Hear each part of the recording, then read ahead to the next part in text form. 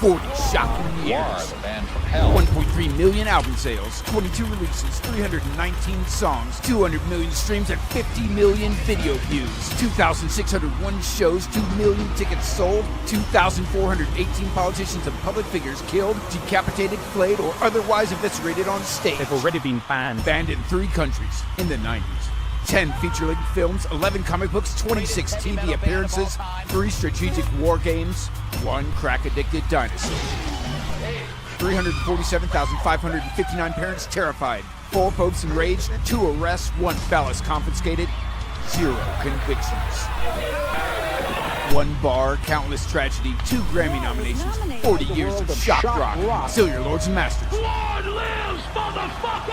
And still Beavis and Butthead's favorite band. Gwar, 40 shocking years. Imagine Alice Cooper with about 1/100th the money. If the Cramps had been a heavy metal band. Crazy as H, blood-splattered, ear-splitting hilarity. The Wizard of Oz meets splatter horror films. The gag is, you're in the splash zone. You're covered with goo and blood, and if you're not completely soaked, you didn't have a haunted garage show. It's like going to a horror movie, except it's actually happening. It's basically walking into the most brutal, gory film right in front of your face. It was probably the best part of my life. I think of him as a guy with commitment to his art. That's Dookie. I mean, he wants to take it as far as he can take it. You gotta see this band. Wait a minute, you're gonna get this. Oh, thank you. Slang, slang, slang!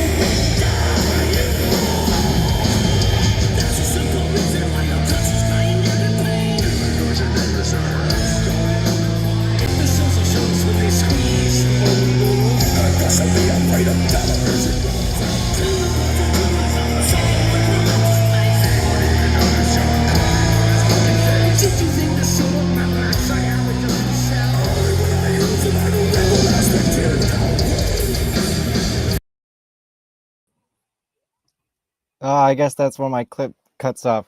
Hello, everybody. It's me, Kevin Vonesper. Welcome to the GWARPod. I'm just going through all your comments. You guys are chatting it up in the chat already. This is awesome. Thanks for being here. All the Mischief Toys fans.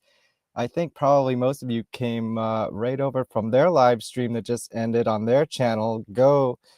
I think all the links should be in the description. If you don't already know, of course, follow them. And hey, it looks like I have some new viewers, so why don't you just follow me too? Click subscribe, like, share, help me fight the algorithm, because I'm sure they don't love Gwar and all the things that go with Gwar.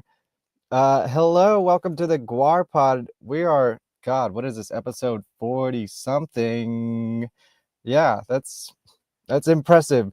The fact that there was more than 10 of these was impressive. Now that we're almost at 50, holy crap. What's new? Gwar finished their tour last night, I believe. Their tour with Static X and Dope. And Dope, who I used to see a lot like 20 years ago. They used to just happen to open for every band. I swear. I think I saw them with Mushroom Head and Pigface and all sorts of bands. And yeah, I think I said this on the last episode right after I saw them on this tour, but it's amazing to see the audiences that they are playing to on this tour. It's just full rooms, lots of people who have never seen them before. Thank you, Adam. Episode 44. Wow. Very cool. And today, oh, that's cool. I'm sure it was cool. They were fun. Obviously I was there more to see Gwar, but I stayed for Static X, of course. Thank you very much. Thank you, everybody. Should we get to the toys? We want to talk about some toys with Mischief Toys, and not only toys, but Gwar toys, which I don't know if I'm gonna do this correctly, but you could see in my Gwar cave, I have a whole shelf full of Gwar toys. And it's always fun to get some new ones, which we will show you during the show. Let's get to it. Let's get talking. Where is my theme song? Gotta play the theme song. You ready for the theme song? GWARPod. It comes from online, here on the internet. GWARPod comes from online. GWARPod. GWARPod. GWARPod. GWARPod.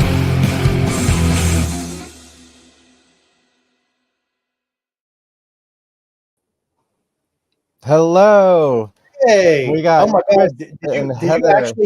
Did you actually have the kid from Jerry Springer on? Yes, I did.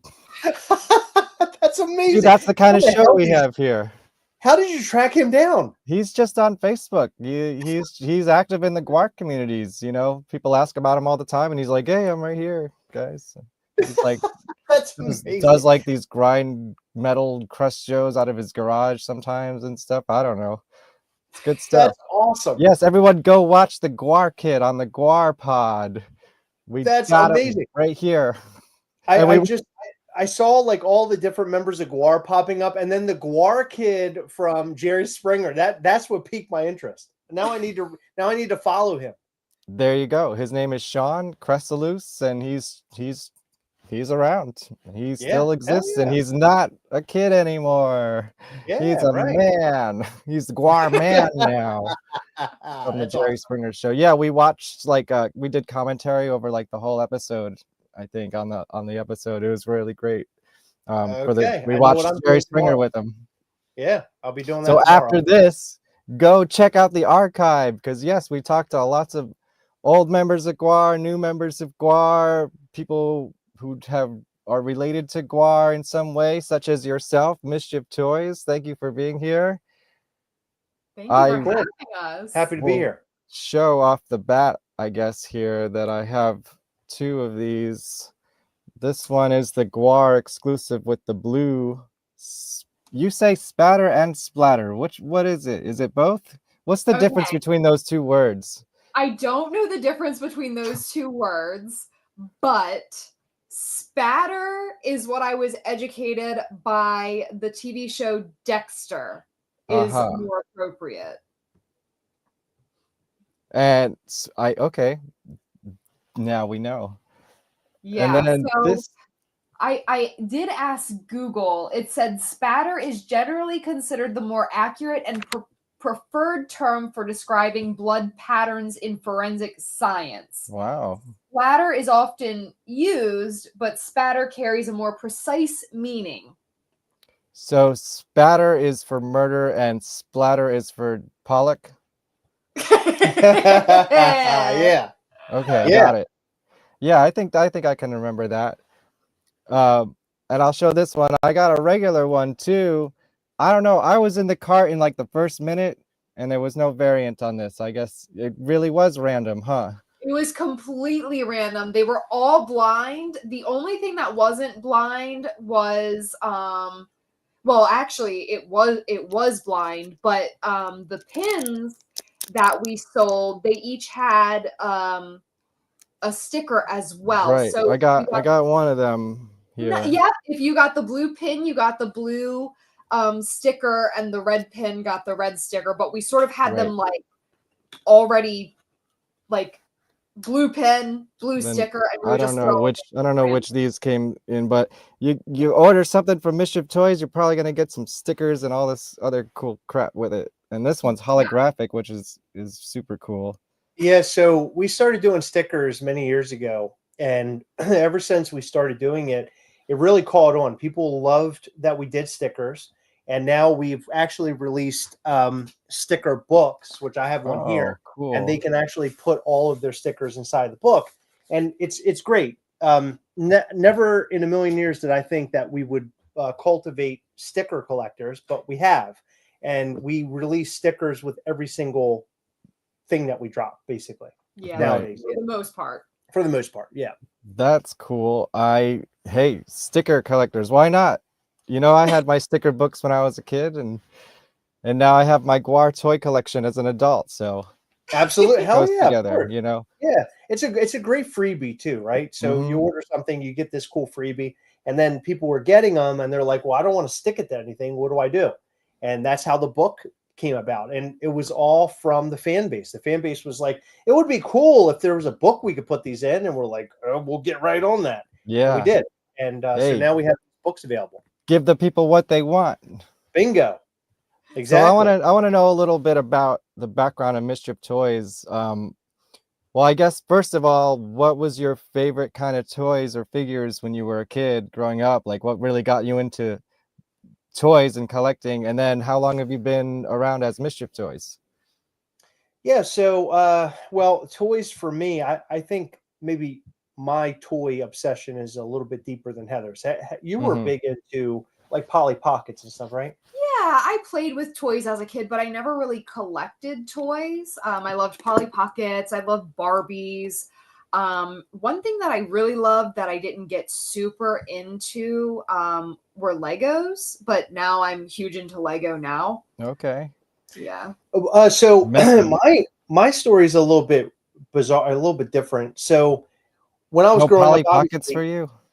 no Polly Pockets for me, but Aw. I loved toys, you know, as a child. But what really opened up the toy loving, I guess, for me is that when I was a kid, I had open heart surgery, and when I about 5 years old, and I remember being inside the hospital, and I guess adults didn't really know what to do. They wanted to bring me something. When they would come and visit me, they brought something, and I noticed that I had amassed the most amount of toys I think any kid has ever gotten at a hospital. It was this huge stack of just stuff. And I remember it became so ridiculous that my grandfather, he was actually going out and buying toys for other people or other children inside of the hospital because they were seeing how much I was getting. But at the time, I was getting all this stuff, and I remember going home and sort of stacking everything up and looking at it on this large wall of all these toys that I had. And right then and there, I became like sort of obsessed with toys, and I'm an 80s baby. So, yeah, real Ghostbusters, Master of the Universe, Silver Hawks, all of those things became so, huge to me. It was such a big part of my, childhood. And so as I got older, I got to a point where, you get to that point where you're too old to play with toys. I remember I was about 14 years old. You're going to make fun of me. I played with my toys at 14 years old. I was like in my room. I had Star Wars figures. I had all these different figures. It was very embarrassing. I wouldn't want anybody to see that, but I was in there playing with my toys. But then right after that, there was like a certain amount of years where toys no longer were like cool for me, I guess. And I got away from it, but I always thought about it. I always thought about toys and collecting and all of those things. So when I got into my early 20s, I wanted to collect Transformers because I was a huge Transformers fan as a kid. The 1986 Transformers film is like, that solidifies my childhood. That was like the biggest thing. Yeah, it was dark too. It was very dark, but it was so, oh my God, it was so unbelievable. And to this day, it's one of my favorite things ever. I like the G.I. Joe movie too. The G.I. Joe movie was amazing. Yeah. But, by the way, Duke didn't die, but he did. which is I kind of don't weird. remember. Well, they had to fix it because Oh. Optimus Prime died and people got angry, Right. so Duke still lived. I don't know. It's kind of weird. Mm. Anyway, when I got into my 20s, I wanted to start collecting, but it didn't really come to fruition. It wasn't until my 30s, believe it or not, that I started collecting, and it was because she was acceptable of it. I don't think that I would have gotten into collectibles as hard if it weren't for her. And so here we are many years later, after getting into collecting Funko Pops, which is really what got me into it. We started Mischief Toys. Yeah. Nice. Sorry, I still have a cold. That's okay. But Funko Pops is sort of what got me back into it. And that led into the whole Mischief Toys idea, that we started to realize that these other, some very small companies, very tiny independent companies were doing like these big things. And we thought to ourselves, we could do that too. Yeah. And then you did, huh? DIY, yes. Yeah. Yeah. It was incredible. We started off, well, I didn't think it was going to be a thing. I really didn't. And I don't think he did too. He'll tell you otherwise, but I don't think when we started it, we really knew. So one night, I think it was about 2019, he was sitting in bed drawing this little doodle, and it was this little character, and it was black and white. And he had later colored it in with like 3 or 4 different colors. And he said, "What color do you prefer?"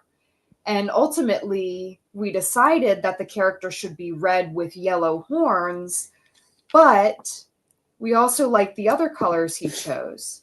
So we have a YouTube channel that focuses on collectibles, and he introduced this little character to our YouTube audience, and people dug him. So we made him into a sticker that we would just like send. I think we did a couple giveaways, but then I think at one point you just asked like, "Hey, who wants a sticker?" And we just sent stickers to people. Sure. And eventually we made these little enamel pins, and it was just the character who we named Gastly. We had 4 different variants, 4 different colors, and people purchased them. And so we made 3 more sets, which people purchased. And finally, Chris turns to me one day and he's like, "I don't know how to do this, but I think we should make him into a toy." And I sort of laughed. I was like, "Yeah, okay, that's never going to happen." But we found someone to help us along in the process. And in January 2022, we sold our very first Gastly figure, and the rest is history. Yeah, Wow. it's interesting how we were able to make that jump from a sticker to a figure to where we are today with Adam Ang. He always tracks how many figures we've made, but it's in the 50s now. Adam, tell us in the chat how many there are, because that's one of my questions. Like, how many Gastlys are there? And also, does Gastly have like a lore? Like, what's the story of Gastly? Oh, there is lore. Yeah, so Gastly is from a place that we call the Netherworld, so hell. His story basically is that he dug his way out because he wanted to be a better creature. Because they want him to be really bad and evil down there. And he said, "You know what? I'm better than that." Yeah, so he dug his way out to be a better creature here on Earth. And then we sort of had a story, an expansive story about what Gastly's up to, what he does, the other characters, how they kind of are involved. But frankly, that story was something that's always been in my head and something that I wanted to put to paper.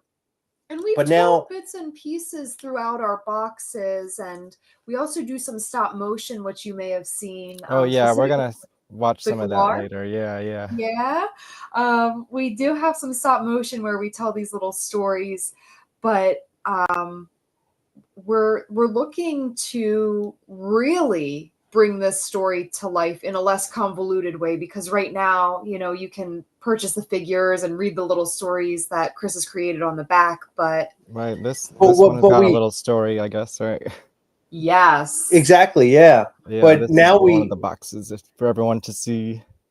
But now we have a couple of folks that we're working with in order to really establish what the story is, and that's that's the next chapter of Mischief Toys. You know, we've done the pins, we've done figures, we've done all these things, but now it's really sort of like laying down the groundwork of what Mischief Toys and Gastly, Demonstro, and Mortem, which are the other two characters, who they are, what they do, and what this group of characters are all about, what their world really is. And so now is the next step in the world building of Mischief Toys, which I'm most excited about that, because I think that's something we should have started a long time ago.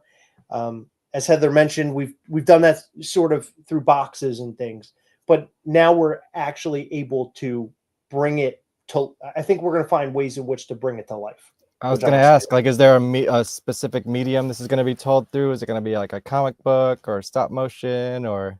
So we thought about doing a or comic is it a book. secret? Well, I wouldn't say it's a secret. You know, we're homegrown. We've been doing this sort of out of our backyard, literally from Glen Burnie, Maryland, where we piecing all this stuff together and bringing all these, you know, shipping all these figures in, and we built a warehouse in our backyard, literally, where we ship stuff out. I mean, when you get stuff in your hand, for the most part, you're getting it directly from us. We're the ones wrapping everything. We sign figures sometimes. We're doing it all from right here. Them. Yeah, we spat. In fact, yeah, exactly. Heather spattered that figure. Heather was the one behind it. So we both touched this very thing right here. There you go. That's absolutely 100%. 100%. So this telling this story, what way are we going to do it? I would absolutely love to have a cartoon created about these characters. I think that is like the best way in which to do it. Yeah. Can we do that right out of the gate? I don't know. Right. We've talked about comic books in the past. I think the comic book thing is sort of an idea, cartoon sort of an idea. We haven't quite figured it out. It's not a secret. It's just that we're trying to find the way that's the best way for us to do it. And frankly, we couldn't do any of this if it weren't for this incredible support that we have. This supported like infrastructure of what we've built, you know, with our YouTube channel that has now moved over into Mischief Toys, and it's so amazing. You know what we see. We go to these, like we went to a small convention recently, which was Living Dead Weekend. Yeah. At the Monroeville Mall, which is where they filmed Dawn of the Dead. Oh yeah, they're trying to preserve that or something, right? They are. I don't know what the I saw status something is on about it, but I hope they do, because it's. I've never been there. I'd love to go. Of course, I love Oh. that film. You know, I got the box set, the DVD box set that's like 4 discs and like this thick. That's awesome. Highly recommend. If they do have, I'm hoping that there's another convention at that mall at some point in time. I highly recommend that you go. And there's a gentleman that does these tours around the mall that shows you like where certain things took place in Dawn of the Dead, which is really cool. But going to that mall, it's a very small convention. Living Dead Weekend is a very small convention, very niche. Our fans were there in droves, in line, wearing their shirts. In fact, we had a lot of comments from like fellow booths and the person who runs the thing. They were just like, we saw Mischief Toy shirts everywhere the entire weekend. And to me, that means the world to me. I mean, it's so amazing. Yeah, that's that we amazing. have that kind of fan base. We have that kind of, you know, that kind of support. It's been really great. And so that support is what is really going to leverage what we do in the future in terms of like, do we make it a cartoon? Well, it depends on how we can build this support structure that we have. And so far, it's been amazing. Yeah. That's absolutely. Cool. Well, Hell Fallen Angels 420 thinks a comic would be amazing. So there's one supporter right there. Completely agree. And Adam says you have produced 65 figures so far. Wow. Thank you, That's Adam. like an average of how many per year? That's a lot of figures. Does anybody have all of them? Adam, are you like the one person who has all of them? I wouldn't be surprised, but I know of people who are hardcore collectors. They have virtually everything. On top of that, they have prototypes and APs. So we have APs or artist proofs. So that's what's sent to us by the manufacturer to basically for us to bless and say, please It's like a test continue pressing for a record. Bingo. Right. Exactly. Bingo. So then, okay, well, here we got to talk about Gwar now. Well, I guess first, how did you get into Gwar? Like, what's your Gwar story just in general? Well, it's funny that you asked that question. I don't think anybody has asked me that. And I don't know That's if why I've you're ever on the talked- GWARPod. Yeah, exactly. Yeah. Now, and by the way, I just want to thank you. I'm a little overwhelming, and I continue talking, and I'm like way into it all the time. But thank you so much for having us. Yes, super thank you for stoked being here. Yeah, super stoked. But Gwar, it's odd. I've known who Gwar is for virtually, I would say, most of my life. Yeah, I remember think we're playing about the the Beavis same and- age, so Yeah, I'm also an playing the- '80s baby, so Oh, okay. Gwar is exactly as old as I am. Oh, that's awesome. Okay. Yeah. Yeah, so playing the Beavis and Butthead game, watching Jerry Springer, those are two big ones. In the early to mid 2000s, I had a friend of mine who played America Must Be Destroyed for me. I'd never heard it before, and I got really excited about that. But I didn't get so much into them. It wasn't until Here's my props. Yeah. Oh, hell yeah, that's awesome. America Must Be Destroyed. Oh, I love that. That's amazing. So 2008, it was, or was it 2007? Viva La Bands 2. So Viva La Bands 2, the headliner was Cradle of Filth, and I'm a huge I saw Cradle of that Filth. tour in New York in Roseland Ballroom, which That's awesome. does not exist anymore. Okay, yeah, okay. So I saw him at Ram's Head Live, which no longer exists, in Baltimore. And in fact, what's funny about it is that I was standing and waiting, and at the beginning of the show, they played sort of like CKY Jackass stuff on the screen. It's like Bam is on there.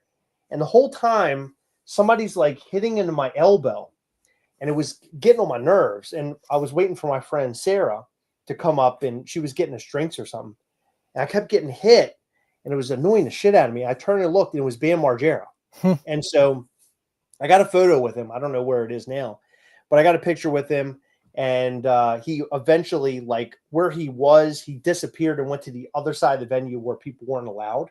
So he went over there, and I could see him from a vantage point. But it was funny because that's how the show started. But I watched the show, and I can't remember who played. It was I don't know if I can't remember if it was like CKY. Yeah, it was one of their related bands, if not CKY, I think. Yeah, it was a band that he had signed on to his back then his record label that he had. I can't remember what that was called now. But he had that record label, and then it was Gwar played before Cradle of Filth and Cradle of Filth. Yeah. But Gwar came on, and they made this little Bam Margera baby creature thing. And they killed it or, shoved a sword through it or whatever. I don't know. I can't remember. But it was my head was exploding the entire time. I just could not believe what was going on at this show. I'd never seen anything like that before, although I knew who Gwar was. And I walked away. Did you know they did all the stuff with the liquids? Yeah. And were you expecting it or? No, I knew a little bit about that, but I guess I hadn't. I think a Gwar show is a completely different situation when you live it. Right. Yeah. You can watch it on TV all the live long day, but when you're there and you're seeing it happen, it's so different. It's visceral. It literally hits you in the face. 100%, exactly. And so when I saw it, in person, I was just like, this is what my life is now. This is Cradle of Filth, screw Cradle of Filth. Gwar is my thing. And I remember I bought my very first Gwar shirt there because that was when Beyond Hell came out. And so Beyond Hell became my favorite Gwar thing because that's what they're playing mostly of. And I became a super fan of that, and which is still one of my favorite albums by them. It's a good one. But I listened to it. I loved it. I was in love with Gwar after that. And so many years ago. Produced by Devin Townsend.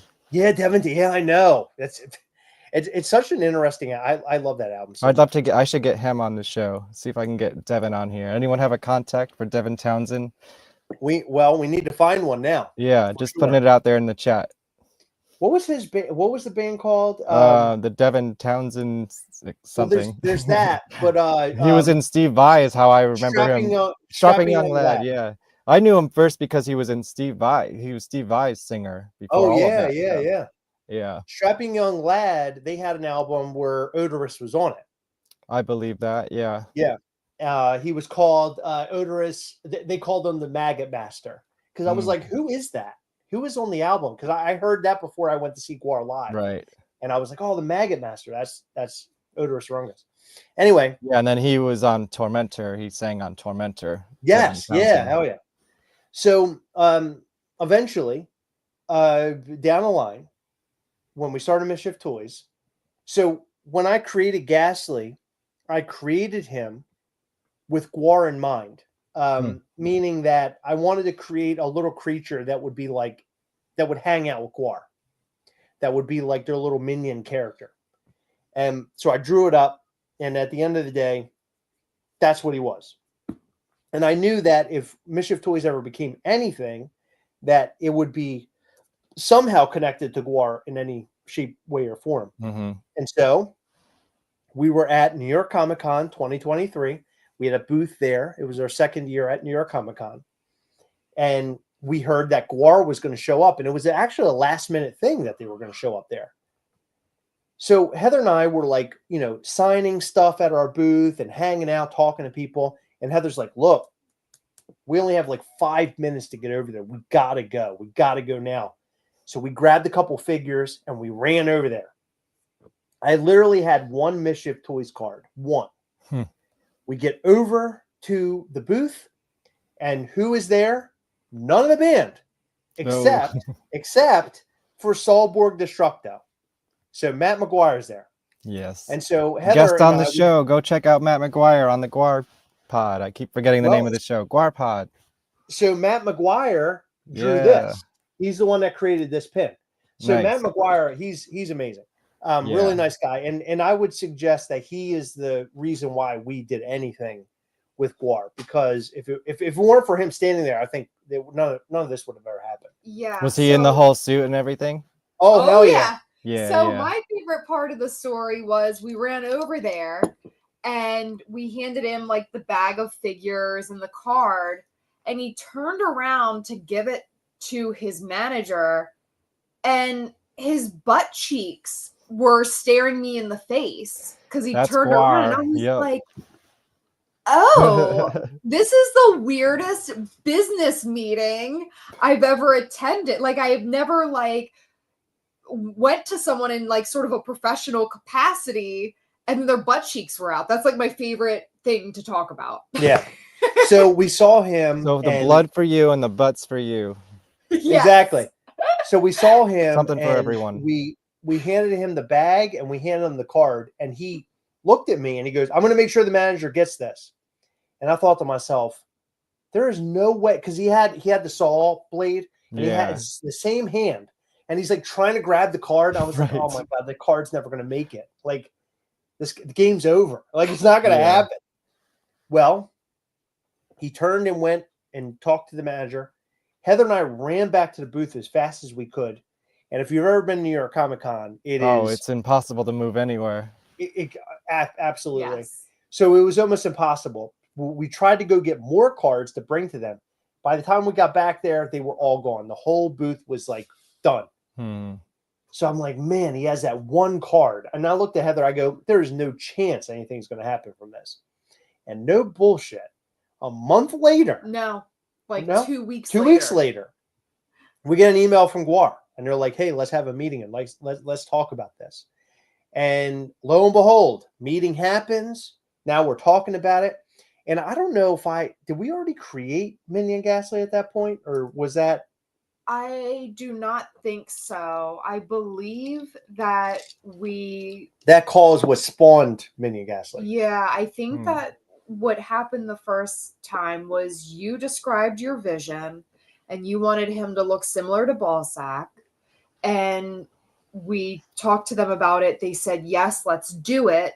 Because some people, like with, you know, like people who own a license, they might want you to produce something that looks exactly like Right. whatever it is The you're thing. producing. Yeah, Right. the thing. But with our stuff, you know, we have Gastly and he dresses as things. So we sort of had to like make sure that was cool. And they were very easygoing for the whole process. Yeah, we reached out to them, we talked to them, and I pitched them all my ideas to include the story on the back of that box. I told them everything. Like here, I wanted the box to be on the outside. I wanted the band to be, you know, kind of fucking their house up, their castle up.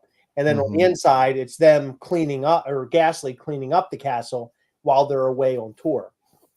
I wrote all of that. So the story on the back is me. The idea of the, you know, that obviously one of our talented artists open it up. art, but that whole idea, everything was me. And they were on board for the entire thing. And for me now, looking back on it, you know, at the time it's you're running and gunning and making sure you get this thing completed. But now we're like sort of a part of the Gwar lore in some capacity. Right. Yeah, totally. And the fact that we're a part of Gwar lore, to me, is like, I told Heather, I said, you know, frankly, I could just shutter the doors of Mischief Toys now because I have done what I was seeking to do. I love Gwar so much. Gastly was created because I love Gwar. We made a figure with, you know, Gwar and Mischief Toys. I've done it all.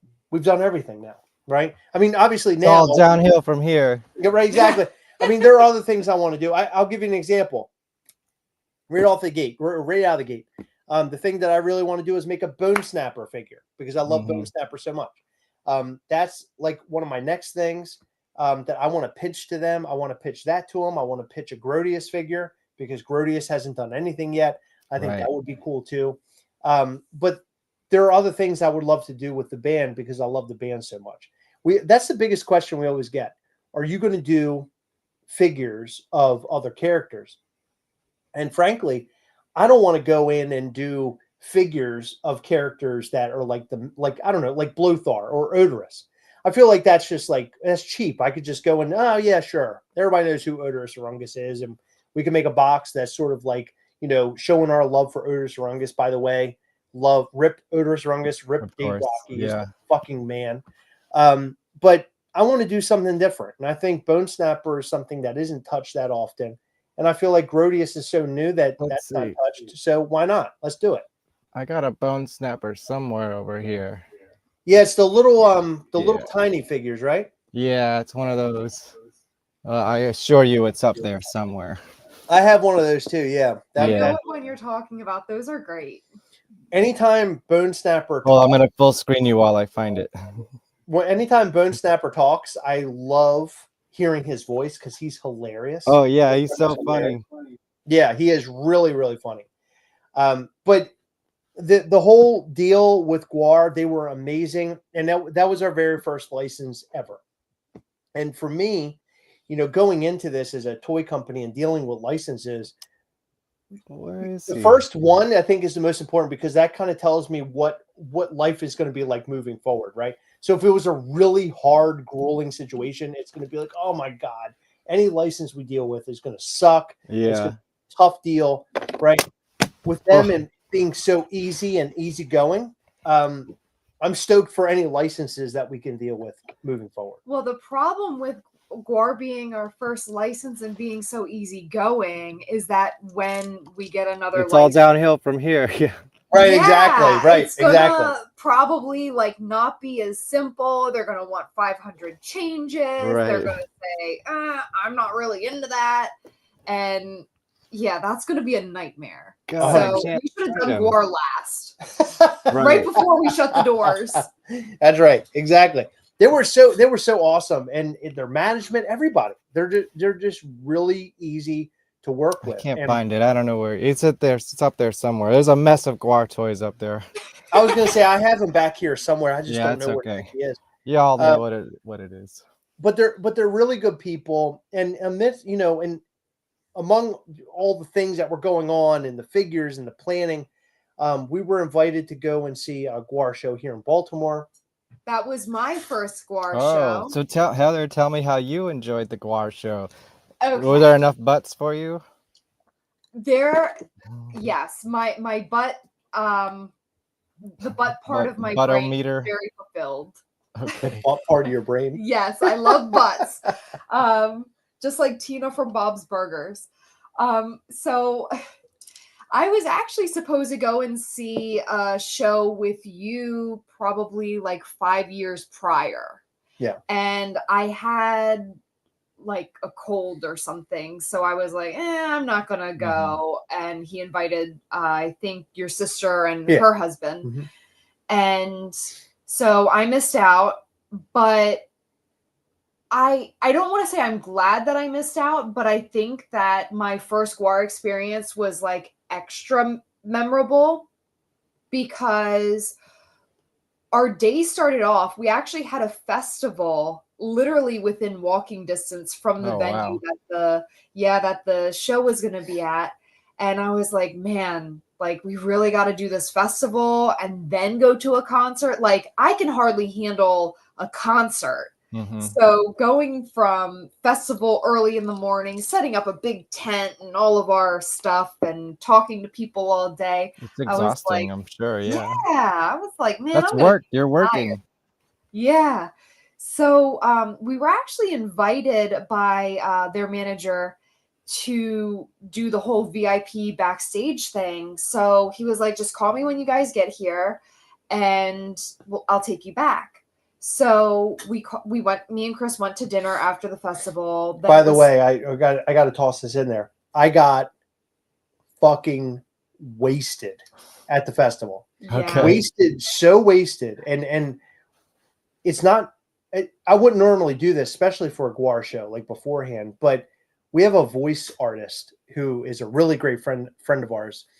He's an older gentleman, but he's amazing. We have so much fun together, he and I. Too much fun. He kept buying me IPAs, and I got so destroyed that I can't remember half of it. Yeah, it was rough. He tried to invite people. He said, "Oh, we're going to see Gwar backstage. We've got VIP. I'll get you in." I'm like, "No, you're not getting anybody in, Chris. I don't know who you think you are, but like we have tickets to the show and they're so kind to like allow us to go backstage. This person doesn't have tickets. Like, I was I don't remember saying that. I was demolished. He almost ran into traffic.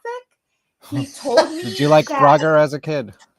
Oh my God, that was a mess. He told me that he knew the back way into the parking garage, and I looked at where he was taking me. There was a door with like a password on it, and he said, "Oh no, I've got it." And he's like typing numbers in it, and it's like yelling at him. I'm like, "What are you talking about? Just stop." Anyway. Well, so the part of the story I want to mention is that we went to dinner before we went into the show, and I remember only bits and pieces of eating dinner. But the thing that I do remember, it was almost like what turned everything back on in my brain. It was Dirks was standing in front of me. Oh, and okay. we're backstage, and there's Dirks, and he's asking me about the figure. And I'm like trying to like talk to him, and I probably sound like a complete idiot. You didn't, which was shocking. I didn't? No. Oh my God. Well rehearsed. That's what's good to rehearse your lines. So then when you're wasting, oh my God, he was like in a Hawaiian deliver. shirt, like he dresses so like you would never know if you didn't know. Yeah, it was very weird. I asked Chris, I was like, "Is he in the band?" And Chris was like, "Yeah." I'm like, "Holy shit!" But He's your dude, man. Yeah, I told, like, based off of how Chris was before we got in, I was so nervous. I'm like, "Oh my God, we're going backstage. He's gonna make a fool of us." Like, I don't like. Do I just shove him in the car and tell them like he couldn't make it? Like, what do I do in this scenario? But we went backstage, and it was like nothing ever happened. He didn't even have one beer. It was so weird. But I shit my pants. That food must have sobered you up a little bit.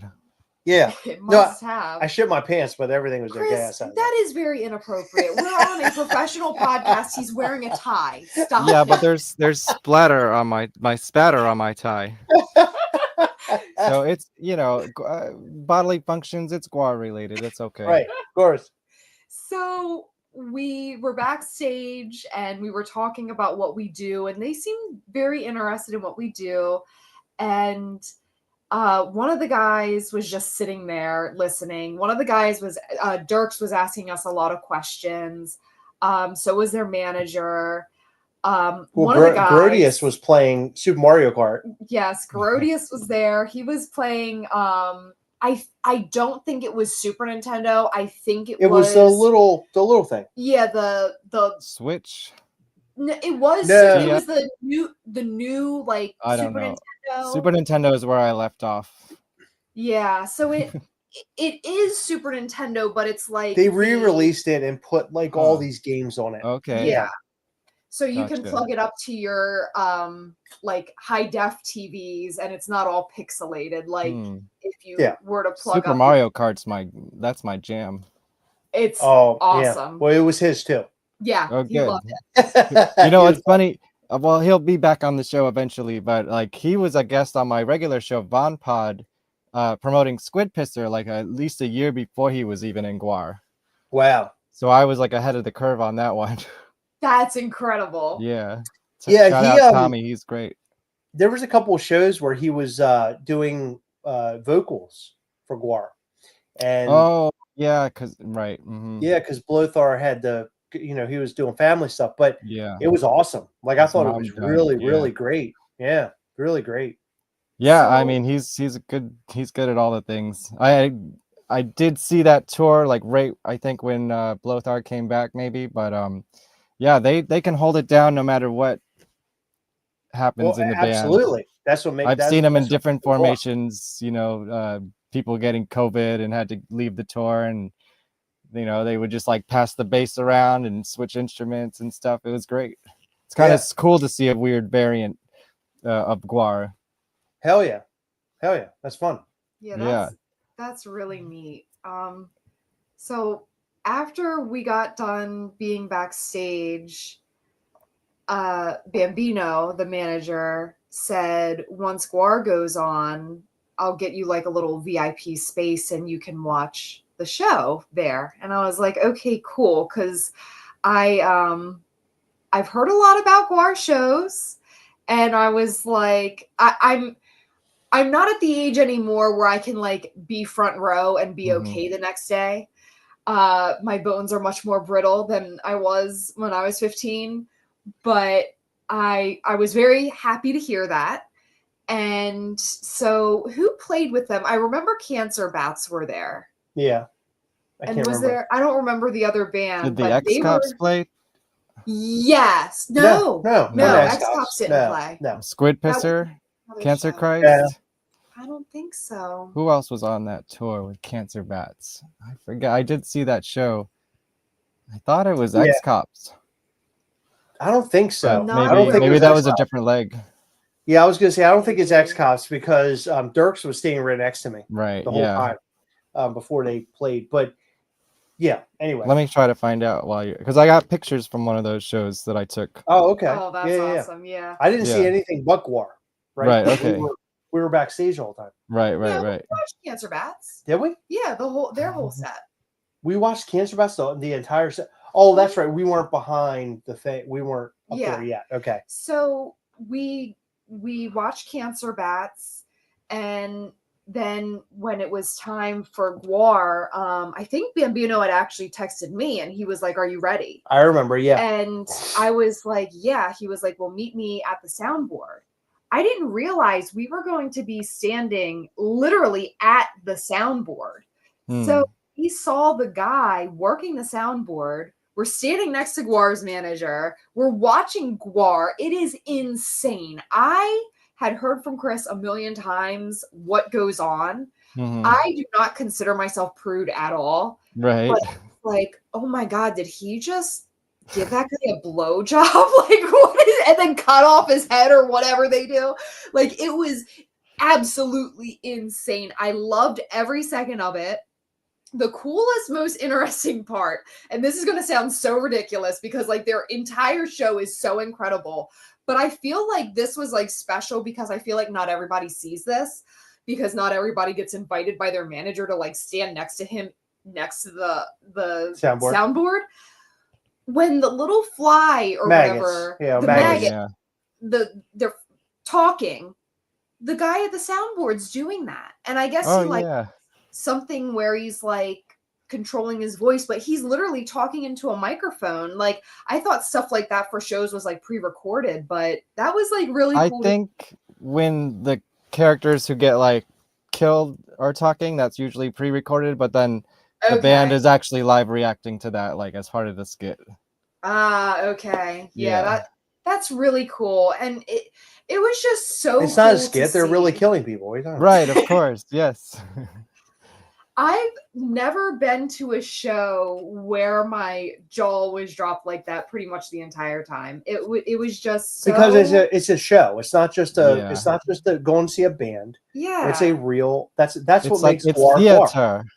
Yeah, exactly. Like, even if you are not into their music, your life will be changed if you go to a Gwar show. I really, this sounds crazy, but I really want to take my dad to a Gwar show because he would just be like, "What did you bring me to?" Is he easily offended because they're No, not at all. Okay, good. But then you Not didn't at all. in the back there. You didn't get any blood on you or anything. You didn't have that No, full experience. that was the only semi-disappointing thing, but like I said, like I cannot get very close when it comes to concerts anymore. I choose usually like depending on what the crowd is like that night, but like I'll choose my couple songs where I'll just jump in and get bloody and then I'll jump back out. Yeah, You know, that's because I awesome. gotta have part of the experience, you know. Yeah. Well, I think that we're gonna have an experience like that really soon. I need to You gotta get it just that hit out. you in the face. It's part of the experience. So I don't know. It might have been a different leg of the tour, but the pictures I took, all on my Flickr, you guys. That's my secret, not so secret photo archive. Gwar, X Cops, and Cancer Bats is the show I saw. Okay. But that might have been a different leg. I know Cancer Bats, I think, went out with them a couple times. So Are you saying that X Cops opened the show? it was, I don't know. They played this Okay. one that I I don't went think to. it was X Cops there, but I could be wrong by that. I'd like 'cause to I think you remember- would remember if the X Cops played. Exactly. Yeah, definitely. But no, because X Cops actually came around not too long ago, and I wanted to go see them. They were They at did like a headlining smaller- tour somewhat recently, yeah. Yeah, they were at a smaller venue locally, and Mhm. I didn't go and see them. Instead, I watched it, which I'm super thankful to Matt McGuire for posting live Gwar and Oh yeah, he's streaming all the X-Cops on time. Instagram.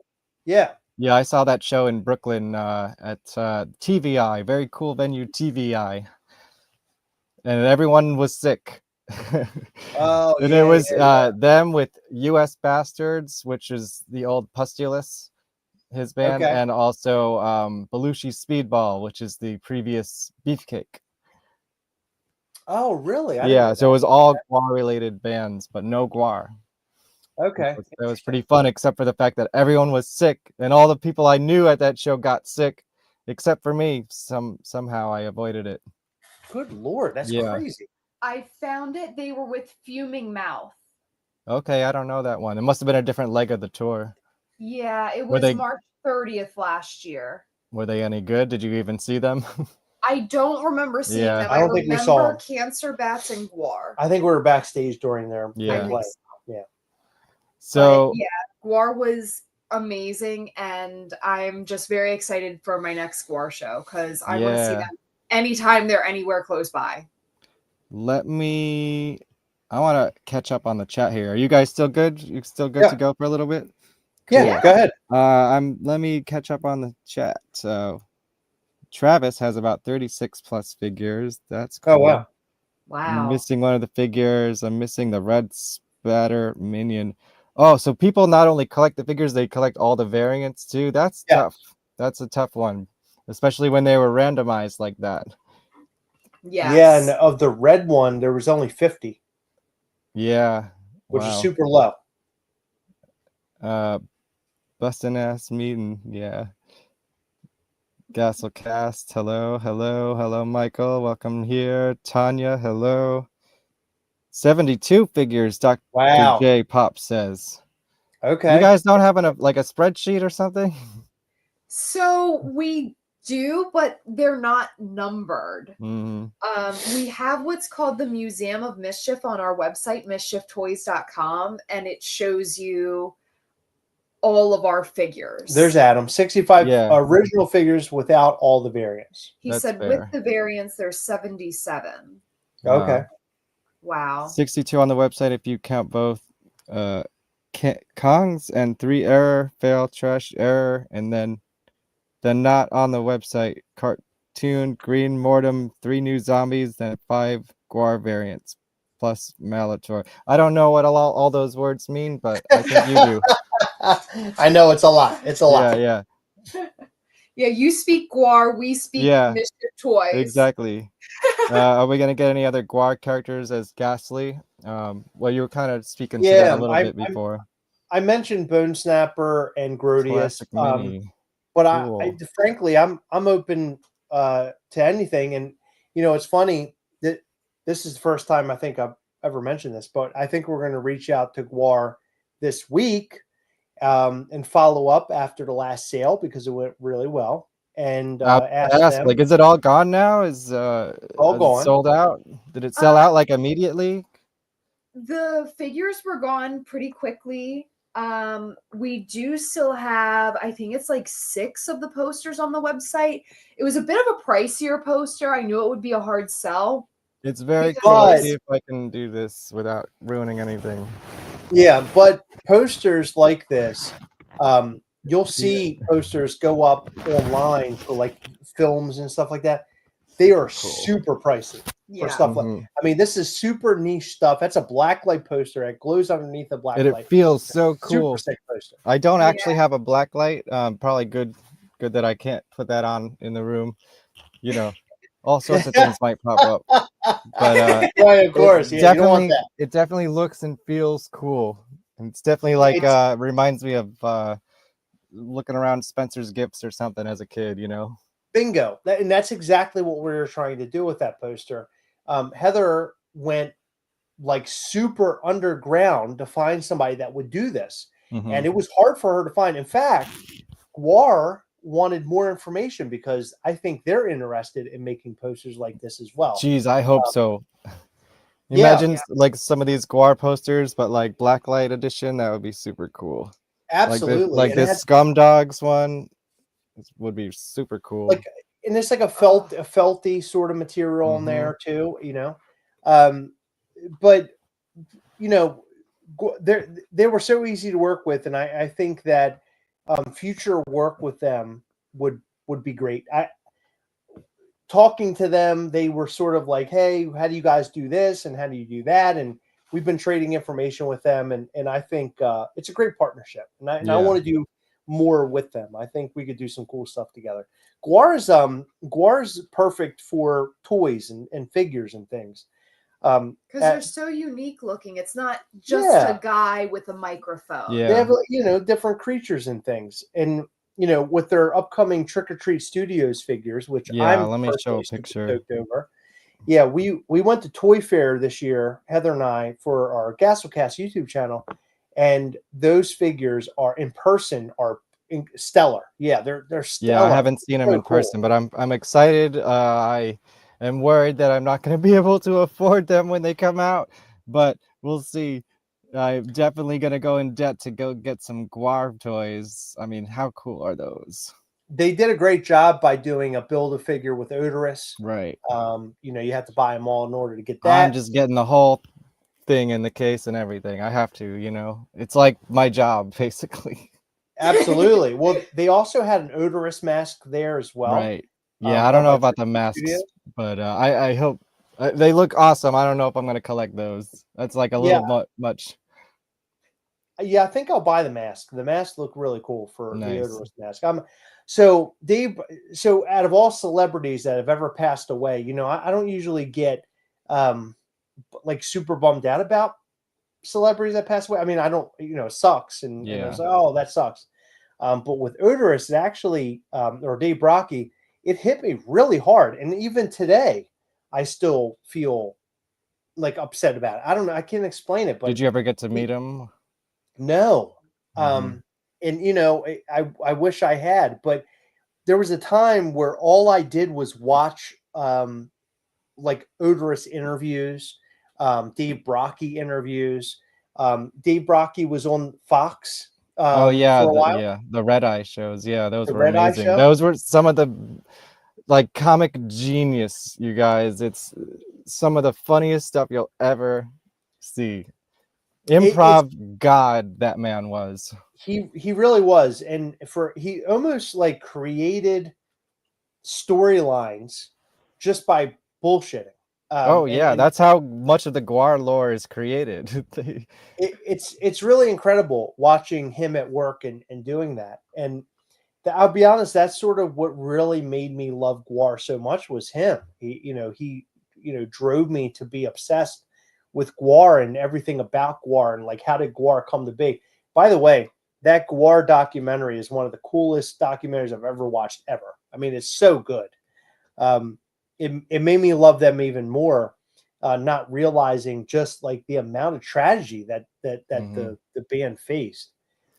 First guest on the show was the director of the documentary, and I told him Oh, my that's biggest great. problem with it was that I didn't get to make it, and that's another reason I did this show instead, so I can have my own sort of Gwar documentary format, you know?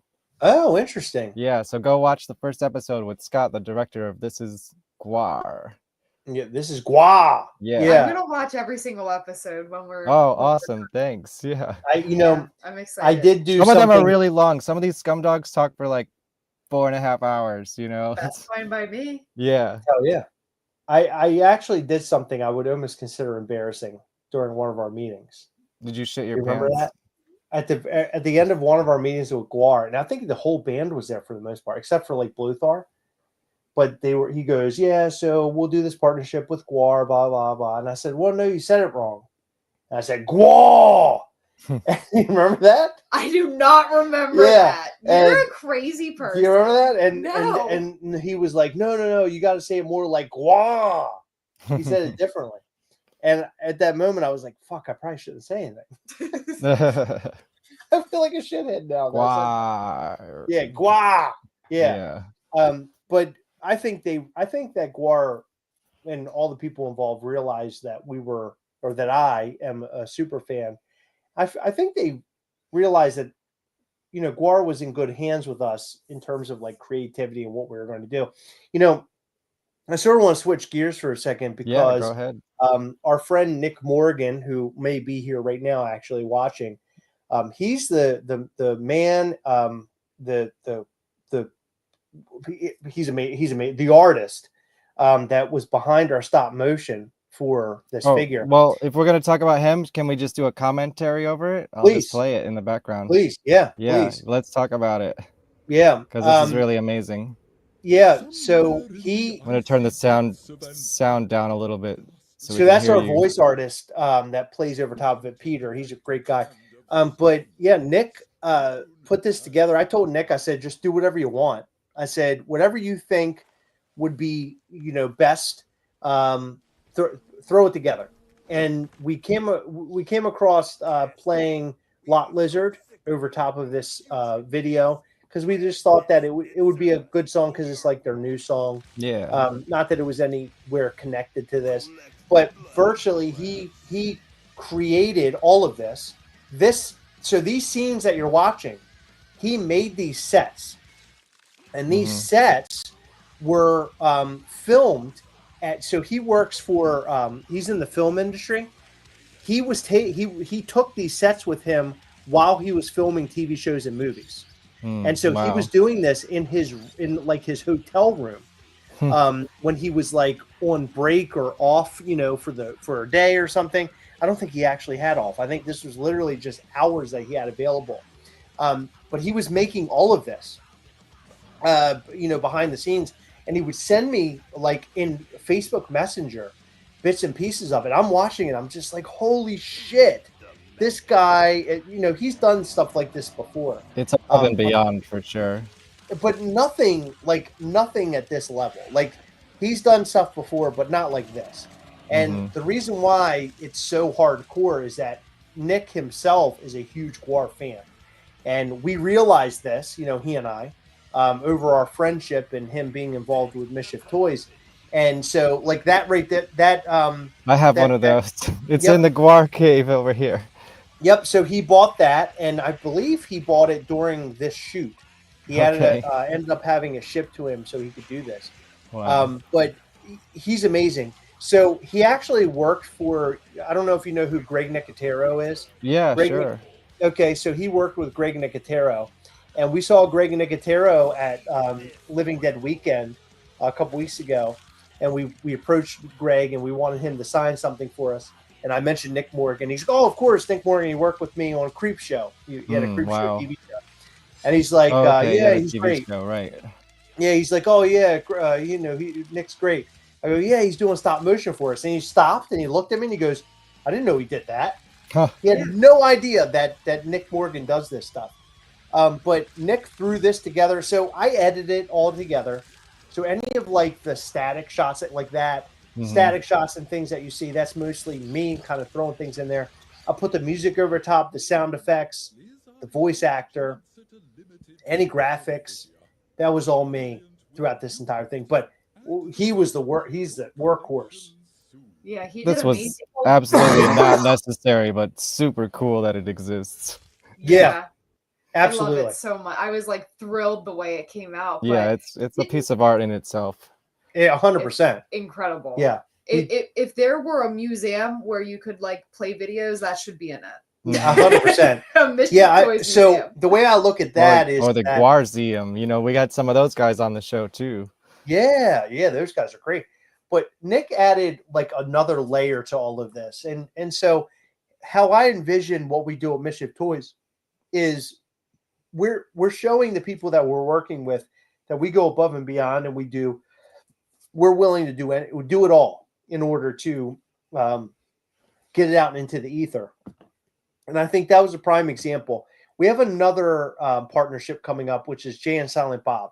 Oh, wow. And I've already talked to Nick about that. Like, hey, why don't we do a stop motion for that as well? Right. I want to get these. I want to get them to, you know, Jay and Silent Bob folks to get excited. And what's interesting about that, by the way, is sort of a side note, but Kevin Smith is directly connected to anything that happens with Jay and Silent Bob. He is the one who approves everything. We sent photos of the figures that we're going to make, and he's like, you know, cool. This is great, right? And we got it from his people. Like, let's move forward. So anything that we do in terms of licensing or anything like that, I want to make sure that the powers that be, the people who created this stuff, are fully on board. And so when we mentioned to Gwar that we're making a stop motion, that was another time where they were just like, yeah, do it. Like, cool. That sounds great. So I sent them an iteration of it. It wasn't the final.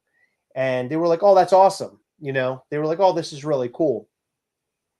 I don't think that, I don't think they realized what the end result will be, because the end result ended up being, we were getting so much love from fans of Gwar, not Mischief Toys, but of Gwar. They were losing their minds over it. And I remember the comment that meant the most to me, and it should mean the most to Nick, is that they are like, this is the most Gwar, like the most not Gwar not doing it, but like the most Gwar thing I've ever seen with Gwar not involved. And I completely agree. Yeah, definitely. When I saw the spraying happen in the video, you know, that was all Nick. When I told him we're going to have 3 iterations of figures that are going to be spattered, you know, spatter with splatter. When I mentioned that to him, he made sure that the video incorporated the idea of that. And it's on the box too, just so everyone knows. It's absolutely, it's brilliant. Nick Morgan is, I would say, probably in the top couple people that I know. Like, I actually know. He is one of the most brilliant people I've ever met. Super smart, super talented.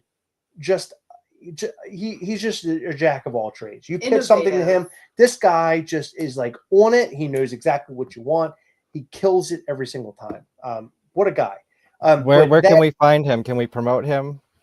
You can't, because Nick doesn't do any of this. Like this is Nick. Mischief Toys, there's something very special about Mischief Toys. We meet all the right people. And when you become a fan, most of the time it means you become part of the family.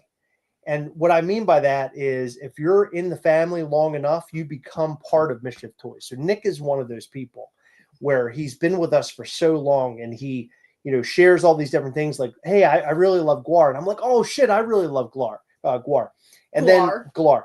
That's I love Gwar. That's I your love side project's tribute band. Exactly. I was like, Gwar. but I love Gwar too. And so from that conversation, I told him early on, I was like, I think this is actually going to happen. And he's like, fuck yeah, let's do something. Like, let's get something going. He's like, how about stop motion? I was like, hell yeah, dude, let's do stop motion. And so he killed it. Yeah. And so that rolled out, and he's unbelievable. He's unbelievable. And he is one of those people that's a part of this, Mischief Toys family, but he's really like a brother to me. He's always 100% teammate. He's family. So anything that you see stop motion from Mischief Toys obviously is going to be coming from Nick Morgan for sure. He's actually in the chat right now. He's watching. He's Foolish Morgans. Well, Morgan, if you want to, Nick, right? If you want to promote yourself in any way, put it in the chat and I'll put it on the screen for you. That would be awesome. He's the best. Before I forget, I have to wrap this together with the fact that I won't be able to be there. Unfortunately, I have a job filming a goth festival that weekend, but Kevin Smith will be hosting Gwar and the screening of This Is Gwar at his Smod Castle Cinemas. I think it's August 31st in New Jersey. What? Really? So he is actually doing a Gwar event this summer as well. What? And there's a VIP where you can I guess meet Kevin and Gwar together or take pictures, and I think there's going to be a Q&A and all that kind of stuff that he does. So hey, if anyone, and I'm speaking to you guys, can get a contact, I would love to have Kevin on the show to talk about Gwar. It was something that I thought about. I mean, he's doing a screening of the film with them, and they're going to be there in costume, I think, and everything. I'm so bummed that I can't go, but I will be taking pictures of 45 Grave that night, so I'm not too sad about it, because that's also pretty awesome. Awesome. Yeah. Yeah. I'll have to. You say who? 45 who? 45 Grave, legendary goth band from LA. Okay, awesome. That's where God, I don't know. They started death rock, basically them and Christian death back in the 70s, early 80s. Oh, awesome. It's I'll have to look that up. Yeah. If you like that kind of thing, it's one of my most fun jobs, I swear. But then I gotta miss meeting Kevin Smith and Gwar. But whatever. It's cool. So are you saying there's tickets for this? I would imagine it's sold out by now, but it's sold out. Yeah, you see it? Can you ask about that? Yeah. I'd be interested to ask about that. We have a person we can ask about it, but I'd weigh in. I would want to do that.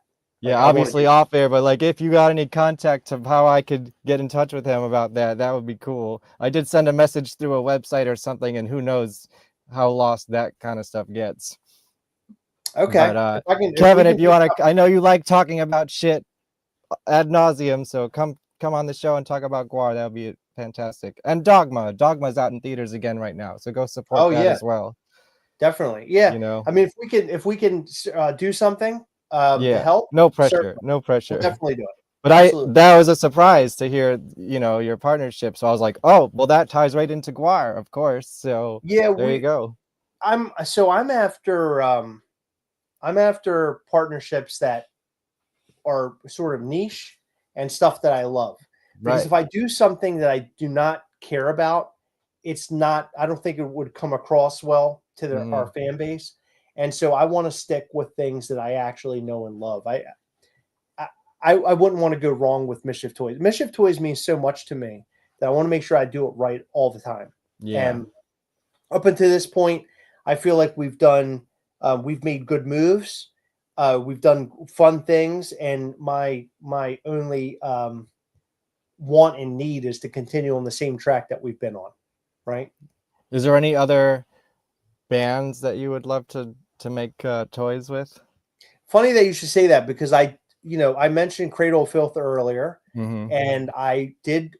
So it's a funny story. I'll give you sort of a background, but Yeah, sure. I reached out to Danny Filth directly on Instagram, and he responded, and he's like, "Well, he's like, yeah, this is great." He's like, "Can you reach out to Dez and talk to him?" And who he was talking about was Dez Fafera from Cold Oh Chamber yeah, Devil and Driver. Devil Driver. Yeah, sure. So I reached out to him about it, and he gave me Oh his yeah, telephone because they number. think they manage them. Like him and his wife have a management team. They do. Anastasia. Yep. And so Yeah. I messaged Dez on text because I got his telephone number from Danny, and I texted him and I'm like, "Hey, do you want to do this?" And he's like, "Oh yeah, this sounds great." And he's like, and he has connectivity to one of my favorite bands of all time, 69 Eyes. And he's like, Oh, I "Hey." interviewed them once. Oh my God, I love Yeah, them I was so on the much. tour bus. It was weird.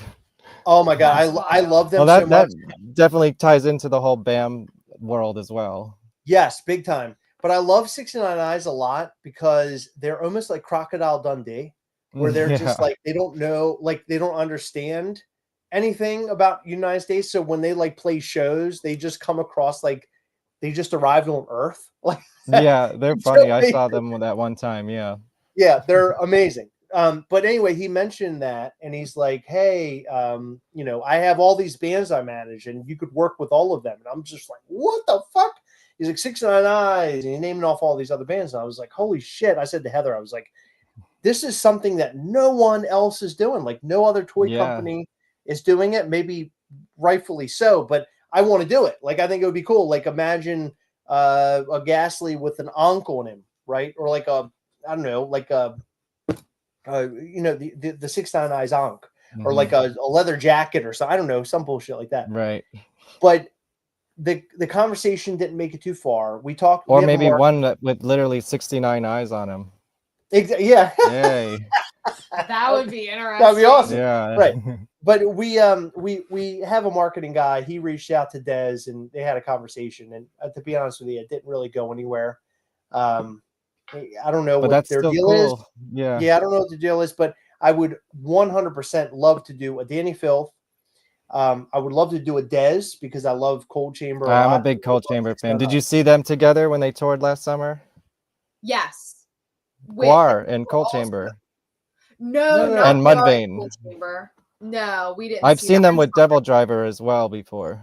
I was No, thinking we saw Devil of Driver. Devil Driver and Cradle of Filth. Yeah, we never got Okay. to see Cold Chamber, and that bums me out because I'm not like a Never? super Devil Driver fan. Oh, yeah, same. I'm a Cold Chamber dude growing up, you know. Yep.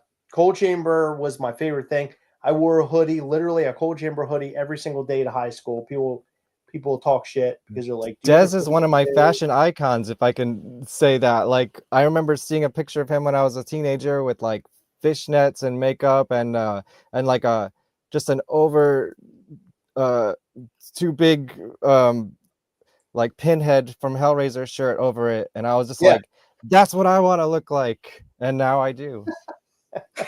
And if I'm not wearing the suit, the tie, I'm wearing fishnets usually. So that's a direct Dez influence from when I was a teenager. Yeah. And at one point, Anastasia did say that she enjoyed my band, but it didn't go anywhere because my band kind of petered out. So she was aware of me at one point, and that was very cool. Oh, that's awesome. That's Yeah. incredible. Yeah, that's awesome. Yeah, I love Cold Chamber. I love their older stuff. I don't know if I really love their newer stuff. Yeah, like their newest I'm album, more like chamber music is like, that's my jam right there. Absolutely. No Home, and was one of my favorite things ever. Wow, that's a deep cut.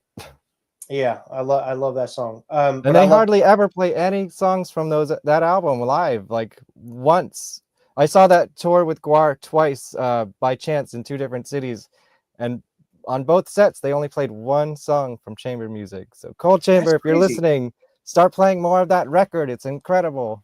What song did they play, I wonder? God. It wasn't Shock the Monkey, was it? No. Ozzy was not there. I want to say Tyler's song, but I could be wrong. Okay. Yeah, Tyler's song is okay. I like that one. Yeah, Tyler's song is okay. But yeah, so if we could work with them, that would be really great. Cradle of Filth was one. It was like Gwar, and then Cradle of Filth was the next one. But then Andy explained I gotta buy that new Cradle of Filth record. I've watched the music videos, but I haven't heard the record yet. I haven't listened to the newest record too much. I've listened to a couple songs. I've been so wrapped up in other. Of course, I got into a band. I got into an old band called the Cramps. Of course, the band I'm making a documentary about, Haunted Garage, went on tour with them in Europe. Oh no in the shit! 90s, so they're part of the story. Wow. Yeah. So I kind of got into that recently, and I've been kind of sucked into that weird world. Really, it wasn't Wednesday that got you sucked in? The whole famous thing they did with the Goo Goo Wednesday dance. Believe it or not, no. That was like cultural phenomenon like 2 years ago. I never got into that. Heather did. I didn't. But I really like that. Big on TikTok. The Cramps on TikTok. Who knew? I like that surfer rock music, and I got wrapped into that. And then I played it on YouTube Music, and it wrapped me into the Cramps randomly. And so now I've been sort of into that. And just to promote, I do another show called GWARPod, and one of my last episodes was with a promoter from New York called Michael T, and he had this party called Motherfucker, and we were celebrating the 20th anniversary of that party, and the Cramps played that party, so we got a great Cramp story from him on that episode. If you guys want to go watch it, talking to all the audience members out there, the GWARPod with Michael T, talking about the Cramps. The Cramps, though, they're not playing music anymore. No, I mean, Lux has been dead for a while. Yeah, okay. Yeah, this was their last New York show before he died, that he talks about on the show. I missed it. I was a little bit too young, although I did get handed a flyer for it, and I said, oh, that would be cool. And then he died, and it never happened again. Damn. So, one of my biggest regrets is not going to see the Cramps. Yeah, see, I don't know enough about the band to even know who's alive and who's dead, but that's terrible. He's been dead for at least 10 years, maybe more. Shit. Yeah. The Cramps is long gone. Well, I found the Cramps way too late on that. Yep. Poison Ivy's still around, but she's like in hiding. Nobody's heard from her. She's kind of like off the grid, I guess, as they say. So I'd love to interview her for my documentary, but I don't think I'm not holding my breath on that one. No, your microphone's off. Technical difficulties. There you go. Well, let me ask you this, and then we'll start landing this plane. You've been very gracious with your time here, and I know you were streaming before that. I still don't know if I can hear you, but your sound is not muted anymore.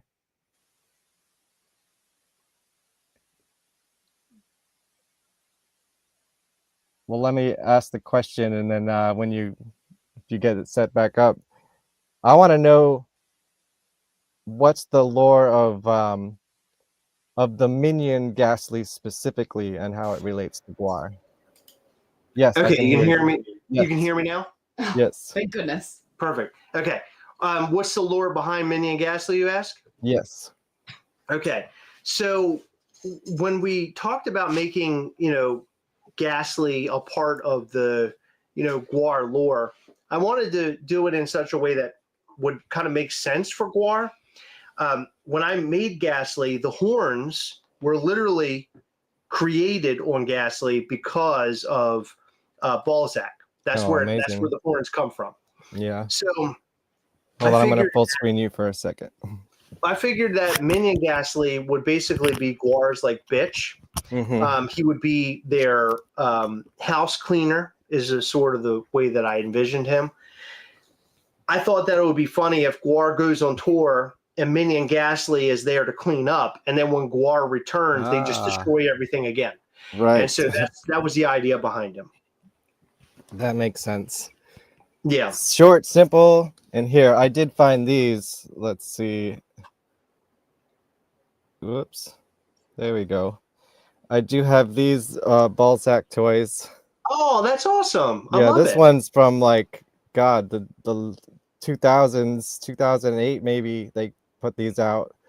I love that. And then this is that, you know, that more recent collection, which also has a bone snapper that's up there lost somewhere.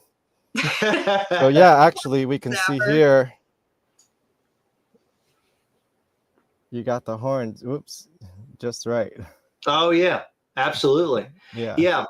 So it seemed right that we would work with Gwar, and which is why we did, because that's how Gastly was created to begin with. But the fact that we were able to bring Gastly into that world, I was like, well, he has the horns. We might as well put the jaws of death on his face, and I think it came out looking perfect. Well, yeah. There's a. Do you know the origin of the character Balzac, like the design? No, tell me. Yeah, and you can hear it from the creators themselves if you go through the archive. But originally, like I think even before Gwar was even a band, when it was just sort of a performance art experiment, the original Balzac design was it was like a dog with a jaws, you know, the jaws on it, and he was like Techno Destructo's pet, I guess. And so originally it was like a dog creature with the jaws, and then eventually incorporated it into the band, and people started wearing it, and eventually it became the Balzac, the Jaws of Death. Interesting. Okay, that's cool. And Dirks was not the first person with the jaws. Like somebody else, I think it was Chris Bopes, was the original person who wore that design. Oh, that's awesome. Okay, yeah. Well, I'm learning something here. Yeah, That's yeah. great. There's a lot of history behind it. Yeah, that's awesome. Okay, that's great. Yeah. So let's see. Rapid fire. What's your favorite Gwar songs and albums? Well, obviously, Beyond Hell was a big one for me. America Must Be Destroyed. Ragnarok, I love, and I love the song Ragnarok a lot. Oddly enough, we had this Executioner on here. I think that was episode 2 or 3. Oh, that's amazing! Yeah. Hell yeah. That's awesome. Bring Back the Bomb is one of my favorite songs ever, and it just so happens to make sense right now. Yeah, yeah. As does that clip I showed in the beginning from the last show. Yep, exactly. And the live album, live from what is it? Japan, or I can't remember the title. Yeah. That's the album I've Fuji. Mount Fuji. Thank you. That's the album I probably listened to the most out of all albums. I love that album so much, and what it does for me is it really gives you it gives you a lot of personality from Odorous, which is great. I love that. Here it is. I got my props right behind me. That's why I do this right here. Oh, there it is. Live from Mount Fuji, recorded at Mr. Small's in, I believe it's Pittsburgh, Pennsylvania, a venue that I actually played in once. Oh, that's so funny. Yeah, because I know really from Mount Fuji, from Pennsylvania. Right, and it's funny because in the live on the live album, he mentions it's almost like he's talking to Japanese people. And which I think is hilarious. You know, Dave Brocky was a huge World War II historian. He loved history of World War II. Yeah, in fact, before he died, he went to St. Petersburg. And the only reason why I know that is that I was friends with him, believe it or not, on Facebook, and I still am. Yeah, me too. Yeah. And I remember him posting all the photos. He went over there with friends to St. Petersburg. He went to Russia. Oddly enough, I went to St. Petersburg in 2006. So a lot of the posts and photos he was posting, I'd been there. I knew what it was. That's cool. But yeah, he's man, he was one hell of a guy. I gotta say, this venue's crazy, man. It's like a church. It's like this old church, and it's just like you would never expect a Gwar show to be in there. I played there when I was in Green Jelly. Oh, that's wild. Yeah, that's wild. That's cool though. Well, I mean, I'm still in Green Jelly, but intermittently. 17 years. that album is really great, and that's probably one of my favorite Gotta things. revisit this one. That's one of my favorite things by Gwar ever. It's one of the most pretty good set list. Horror of Yig, Ham on the Bone, Crack in the Egg, Crush, Kill, Destroy, File Driver. Not bad. Yeah. Reaganator. Wow. Yes. There's a deep cut. Hell yeah. Oh yeah. Heather, do you have any favorites? What's that? Oh, I would not be able to answer that question at all. Yeah. I don't listen to Gwar on my own. I listen. Fair. Yeah, I listen to them in the car. I dig them. I like Favorite it. character? Oh, I don't know. I'm gonna just go with Sawborg just because. Because that butt made such an impression on you. That butt really did, and I think he's so fun. Yeah, he's great. Every time I run into him, he's just full of energy and yeah, great person to talk to. I feel like he adds something really special and fun to the shows. And I like his personality. He invited us to go to the slave pit to visit, like in person. And it's something that we haven't brought up or talked to them about. But I think that we will if we're able to do another figure, because it would mean a lot to me to go there and just to see it in person. Yeah. You know, we're not too far away from there. Have you been to Gwar Bar? I haven't even been to Gwar Bar. Yeah, I need to make like my pilgrimage to Richmond and like do all the things. But I don't want to do it while they're on tour. I want them to be there, you know, around. Yeah. Well, that's a funny thing, because we went there when we had originally dropped Gastly. Like we had just dropped it, and then we went on vacation, and on our way home we stopped at the Gwar Bar, and I have photos of I think you should have sent me those. Yeah, I have Gastly and Initiation Gastly inside of Gwar Bar. I took pictures of him.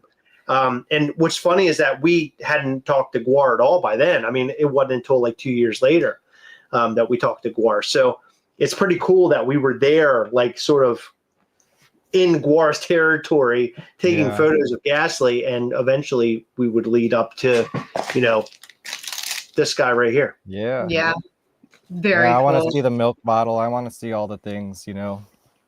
Definitely. You know about the milk bottle, the dairy. The dairy? Yeah, that's what Gwar started. Oh yeah, It's like the dairy, bottle in Richmond. Yeah, hell yeah. Building. Yeah, there's a lot It's of in their history there. it's in the music video for Lot Lizard. They shot right in front of it. Hell yeah, that's awesome.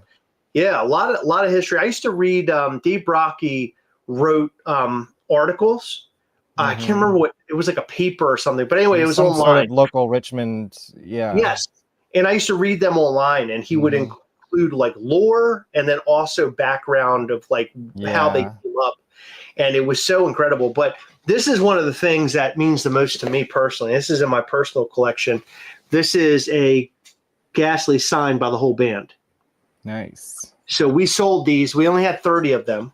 Yeah. But we sold them, but I was able to keep one on my own, or keep one for my own collection. Right. And this is tops for me. I mean, this and so I have a Gastly that was signed, a zombie Gastly that was signed by all of the Dawn of the Dead cast, 1978, when we went to Living Dead Weekend many years ago. These Savini? two, Savini's on there. Yeah. Most of them are on there. By the way, what's her name that plays Franny? Galen Ross. Galen Ross. Oh my God, Galen Ross that played Fran on Dawn of the Dead. She loved Gastly. She had stickers. She wanted stickers, and I gave her a figure. Oh my God, Galen! I don't think I ever told her this, but I saw her boobs more than anything else.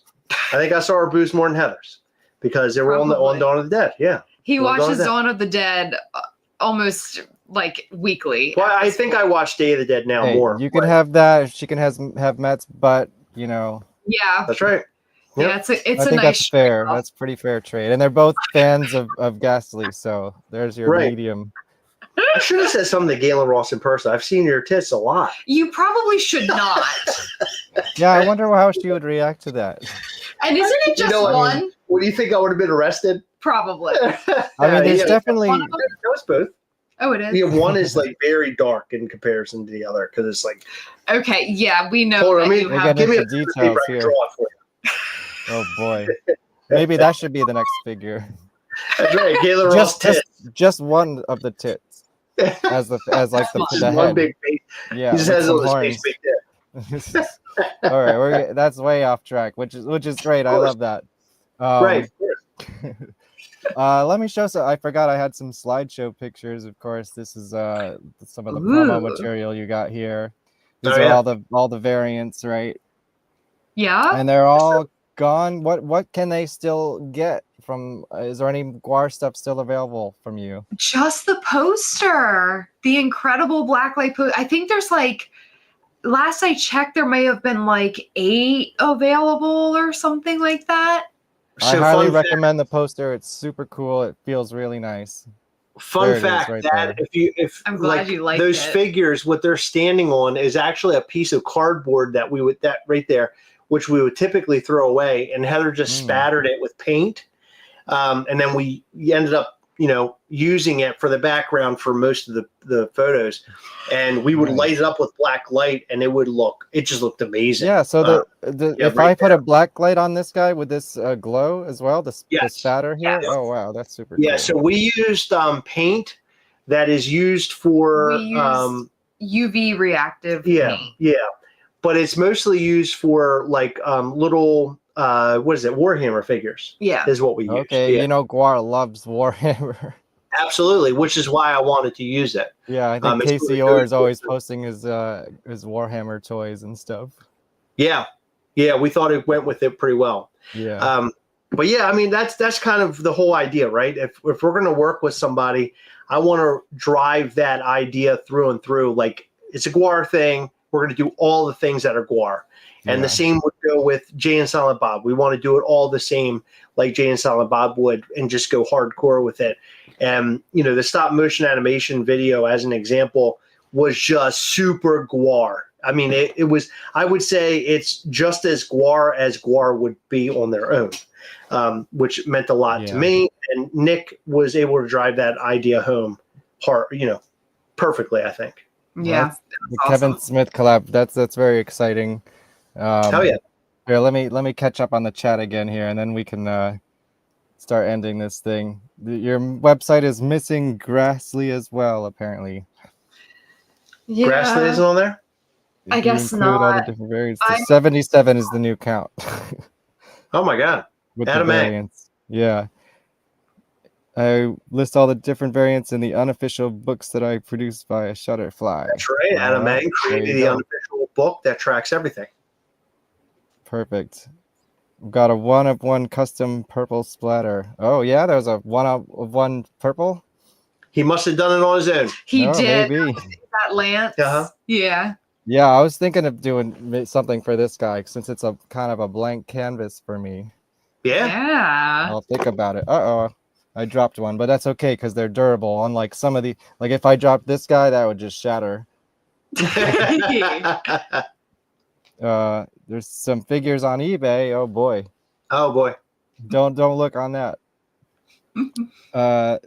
Oh, this is some sports stuff. I don't know anything about sports. You're on podcast, dude.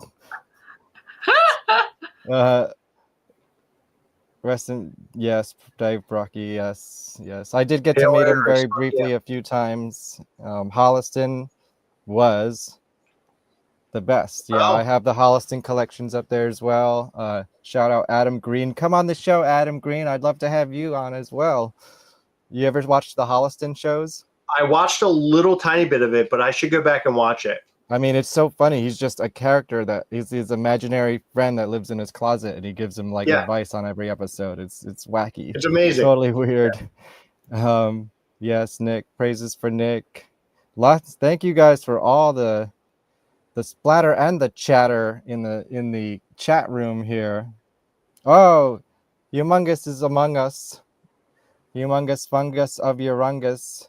Also had his live stream and also a past guest on this show. Go check it out. Hell yeah. He's his own Gwar character, DIY right there. Foolish. Aw. Nick Morgan. Yes, everyone's loving you, Nick. So you gotta get an Instagram, Nick. Oh my god, there's so many comments. Yes, 45 Grave is the song from Return of the Living Dead. Do you want a party? Oh, that's awesome. I didn't know that. Yeah. So that's their cool famous shit. song. Okay. Even though it's like probably my least favorite song of theirs, it's still awesome. So that's one of the licenses that we're working on right now. Nice. Pantera, Anthrax, and Cold Chamber 98. That must have been an awesome show. Wow, hell yeah. Yeah. I've seen all those bands separately, but not together. El Gato Strikes Again. What is that a reference to? El Gato. Yeah. That must have been when El our mic Gato. went out. Yeah. Oh, gotcha. Taking over for Bone Snapper. Yeah. Humongous. Didn't grow up listening to Gwar. Hopefully started going through YouTube videos and documentaries because of the Mischief Toys drop. Oh, good. So you guys got some people into Gwar as well. Yes. Yeah, that's interesting. Filthy, wow. That was my hope, is that we could, folks would find Gwar through us, and it worked out well. And Richard Perez, I'm so happy to hear that. Chris knows that titty shot too well. If he knows how they're, yeah. It's true. I know, it's always interesting. Like I've interviewed some of the Scream Queens for my documentary, like Brink Stevens and Michelle Bauer, and it's just like they must know when they meet anybody that like everybody's seen them naked ad nauseum. It's just like an accepted thing in their life. Like, yes, you've seen me naked. Yes, you've seen me naked for sure. And they must be cool with it. It's part of the whole thing. Yeah. Were there any APs that were sent out in the Minion Gastly drop when that happened? Or if not, will there be a Minion Gastly APs given out in the future? There were no artist proofs given out during the drop. Did we do one during Day of Mischief? I thought we did, no? We may have done one during Day of Mischief. I think we gave one to Nick during Day of Mischief. We gave a signed one to Nick. Okay. Oh, gotcha. Okay. He has APs in his collection. They just don't have an AP sticker. Yeah, he ended up having to break like arms off of his figures in order to make that stop motion.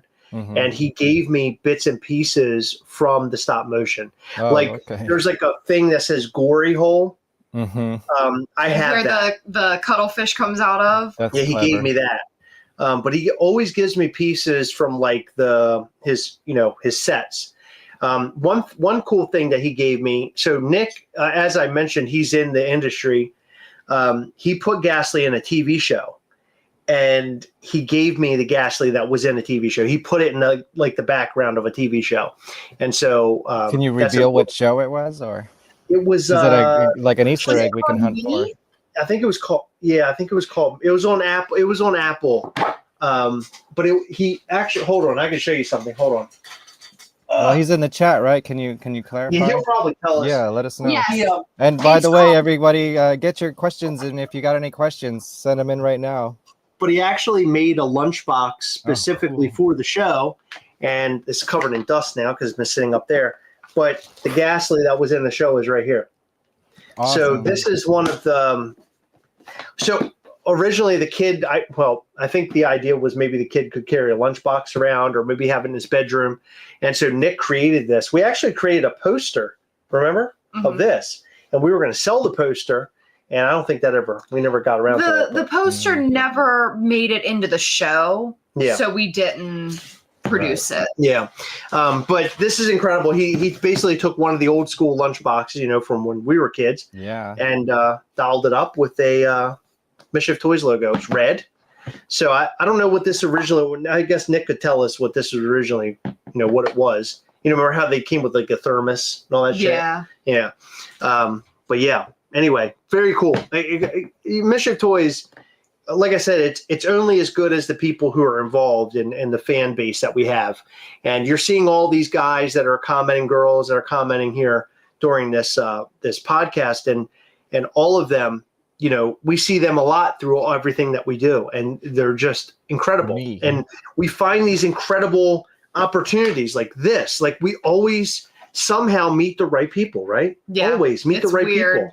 It is really, really weird. And here we met you now. And you're doing all sorts of cool things, and maybe we could find ways in which to work together in the future. Yeah. But that's what it's all about. It's all that connectivity. When my documentary comes out, you're gonna want to make a Dookie Fly Swatter toy. I'm telling you right now. 100%. Let's go. Let's do it. Sweet. Let's do it. Hell yeah. The show is called Me. Is what the answer is. Yep. Yeah. Which is not you on Netflix. It's me on Apple. Right. Yes. Exactly. Right. That is another good show, though. And then yes, I'm almost done with the new season. I haven't finished it quite yet. I just did. It's good. I'm quite enjoying it. Maybe tonight or this week I'm gonna probably finish it. Hey guys, everyone drop your favorite Gwar song in the comments right now.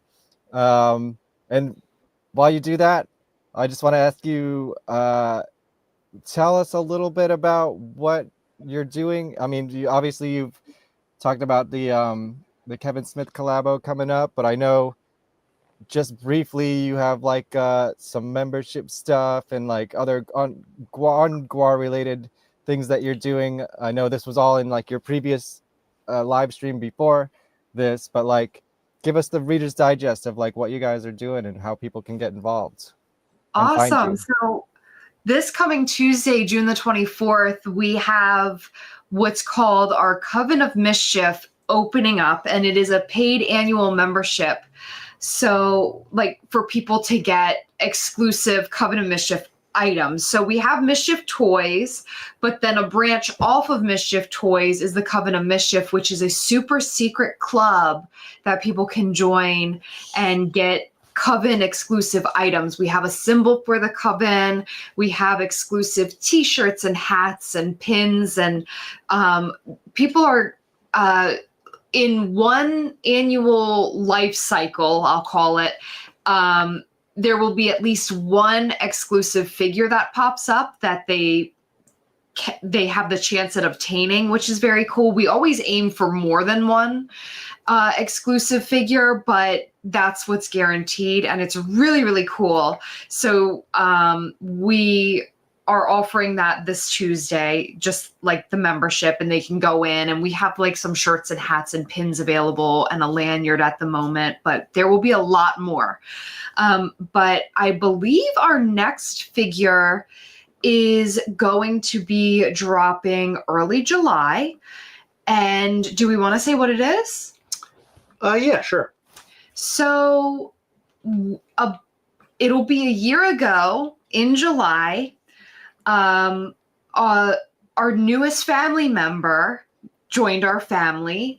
He is a kitty cat that came to our back door wounded, and I was so upset because I had seen him for like 3 or 4 years before, but anytime I saw him, he would run away from me, and he just was not interested in being my friend, but he was so cute.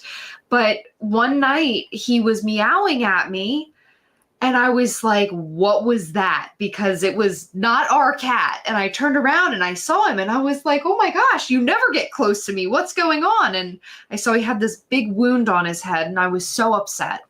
And I ended up calling around, and I found an organization called Save Cats who helped me trap him. We neutered him. Well, they neutered him. I did not. And then they also gave him an antibiotic shot so that the wound would hopefully not get infected. And then they released him back into our yard. But after some time, we became buddies, and now he lives with us, and he's amazing. But I've created his name is Fritz, and I've created a Fritz Gastly figure. So it's Gastly, but he's wearing like a kitty cat onesie. And this kitty cat onesie he's wearing has the same markings as Fritz does. And I've given him sort of like Gastly, I've given him sort of an angry face because Fritz always looks angry, but he's not. He's like the sweetest cat ever. So that'll be our next figure. We also have a Pride figure, which I can't tell you too much about because we haven't shown it yet, but it's really cool, and I think all of our fans are going to dig it. Those are actually our two charitable figures. So I'm giving some of the proceeds for the Fritz Gastly to the organization that neutered him. They're nonprofit and they are just so incredible. I love what they do. And then for our Pride figure, we found an organization that does fantastic work called the Anti-Violence Project, and they help with fighting violence in the LGBTQ plus community. So we give money to them every year through our Pride figure as well. And we have a Tiki Gastly coming sometime this summer too. Nice. Yeah. Yes, happy Pride, everybody. Here, I want to show this because it's relevant now and it's very funny. I was actually on the background of the news the other day at the Yonkers Pride event where I was working, doing some work, and someone caught this on TV. This is going to be one of the largest Pride events in Westchester County this month alone. There I They're am. I'm walking expecting in the over background. 10,000 people. I'm just like minding my own business. Westchester like, oh. County. Lauren Del Val, News 12. That's awesome. That's so funny. I was like, what? I'm on the news? Someone texted me about it. They saw me on TV. It's like, were you That's at this awesome. event? Yes, I was. That's great. That was a lot of fun. I wasn't expecting to show that, but since you said it, I was like, oh, that's something funny I could show on the show. Absolutely incredible. I don't think I've ever been on the news like that. I saw them, like, as I was walking, you could see me see the camera, and I'm like, oh, let me get out of the way. I didn't think I was in the frame, but then someone actually saw it and texted me later in the day. It's like, oh my God. That's cool. Anyways. Yeah, we're super stoked over the Fritz figure and also the Pride figure. Pride figure is going to be a brand new mold, and the Fritz figure is a brand new mold as well. So we're bringing something a little bit different. One thing about what we do, which we haven't talked about too much, and that's okay, but what we do is it can be very expensive, and for an independent toy company, we're not Funko or Trick or Treat Studios. So when you're creating a mold for a character, it can sometimes break the bank. So a lot of people or fans or maybe non-fans are like, oh, can't you make something else? Why does it always have to be that little Gastly figure, just like our Minion Gastly for Gwar? Mm-hmm. But it's expensive to make these brand new molds. But we have found a way in which to do it, and this year we're spitting out the 2 new molds, and on top of that, towards the end of the year, for New York Comic Con, which is our biggest part of the entire year for Mischief Toys, we have even more new molds coming as well. So this year is a huge year, a monumentous year, I would say, for Mischief Toys. How does that work? Do you do them yourself, or like I don't know the first thing about making toys? So no, we have talented artists. We pitch them the ideas and tell them what we're looking to do. Mm-hmm. We have a 2D artist that will then make it a 3D art. We then pass that on to a manufacturer. The manufacturer then makes what the item is going to look like, what the piece is going to look like. They send us back what the item or piece looks like, and then we kind of go back and forth until it's right. They send us artist proof so we can see what the final iteration is going to look like. Then we give it the thumbs up, and then they ship us the full order, and then we put them up for sale. It's a long process that can take months, sometimes years, in order to complete, but I feel like we're at a point of mastery over the whole thing. We've gotten really good at it. It's a lot of work, and it takes a lot of determination in order to get it completed. But we've gotten to a very good spot for Mischief Toys. We have been, but I'd like to elaborate a little bit on what you were talking about with our sculpts, or we're trying to get away from calling them molds. Yeah. Because I think sculpt is the more acceptable term, but we're not like... It's like spatter versus splatter. Yes, exactly. We semantics, guys. You know what they mean. We're not well versed in the toy stuff because we sort of learned how to. We're like semi self-taught, so we're learning along the way. But the coolest part about what we do is that we can take this one sculpt and we can make it into so many different things. He's been multiple zombies. He's been a skeleton. He's been covered in toxic waste. He's been flocked in green, and we call him Gastly because that was a figure that our son came up with, and it's just silly. But we've made him a little elf for Christmas time. So it's Could hang him on the tree, maybe. Yeah, yes. Awesome. I just love how creative we can get with just one guy. Yeah. But the additional sculpts are an added bonus. I'll show you one. We call him Uncle Gastly, but he's modeled after Uncle Sam. We did a zombie one recently. Get it for your coming up for 4th of July, right? No, we actually sold him. We went to a convention in DC and sold him there, but he would have been an amazing 4th of July piece too. A good idea for next year. Yes. I know it's a little too late for that now. It's like next week, so. But when you're making this stuff, you have like this as an example. This is a prototype. Kind of give us an idea what a figure or a character is going to look like. This is a Malator, right? So that's Malator. And so they send this to us, and then we're like, okay, this looks really great. And then they put a paint job on it, and then they send us that, and the paint job looks really great, and then we move it forward. This is one of my favorite things for this year, personally. Malator is a great character, a great figure. But yeah, it's a long process. If you're coming from a company like a Funko, right, they're humongous and they're doing these big things. They got a lot of people involved. It's much different than, the two people living in a house in Glen Burnie, Maryland, putting all this together. And so Heather and I, as people who didn't come up from the world of art or, I don't know, the side of toy making, we've had to learn all this along the way. And I feel like that we've done a pretty damn good job, all things considered. I mean, we've had a couple of train wrecks, but overall, it's I won't been ask pretty you good. about that one. Yeah. Well, are you going to get one of these Gwar toys, plushies that are coming out soon with the new record? Absolutely. What kind of question More is that? more toys. That's incredible. I saw the prototype of that at a show just by chance because I ran into Matt and Jason, my friend who does all their product stuff. You probably know Jason Leckberg, right? Yep. Yeah, I used to work with him like 20 years ago, just like in the office, and now he's like doing stuff for Gwar. It's all just comes together, Wow. Oh, interesting. Yeah, he's a really nice guy. Yeah, I saw him in your He's little, actually he was a guest on the show at one point too. So go watch your GWARPod with Jason Leckberg. I think it's 3 or 4 episode. Hell yeah. Yeah, that's awesome. Yeah, that's great. At some point in the future, I would love to have you on to the Gasolcast channel. We talk to you a little bit there. Sure. That'd be great. Yeah, that'd be great. Talk to you a little bit more about what you do and your documentaries and stuff like that. I have a lot of interest in that. Thank you. Yeah, I'd love to. Hey guys, bring me on your podcast. I'm a great guest. Hell yeah. Transformers. We're gonna do it. Let's see. Let's catch up on the comments here. It was my Transformers lunchbox.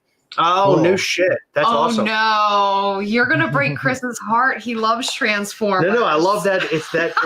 So if you that's cool. Are you saying if you peel that off like that Beatles album, it's got like a Transformers cover underneath? I never noticed this. Yeah, he carved his name in the bottom. Oh wow. It says Nick M. We're discovering That's amazing. things. Wow. I'm an idiot because I never That's noticed from your childhood, Nick? That's incredible. That's crazy. That's so funny. Maybe it was or maybe it wasn't. I'm curious if you did that before or after. Oh yeah, it's a good question. Yeah.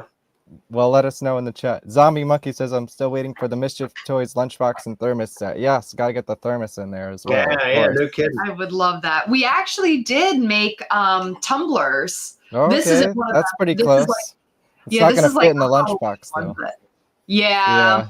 You need a really big lunchbox, although I would love a lunchbox.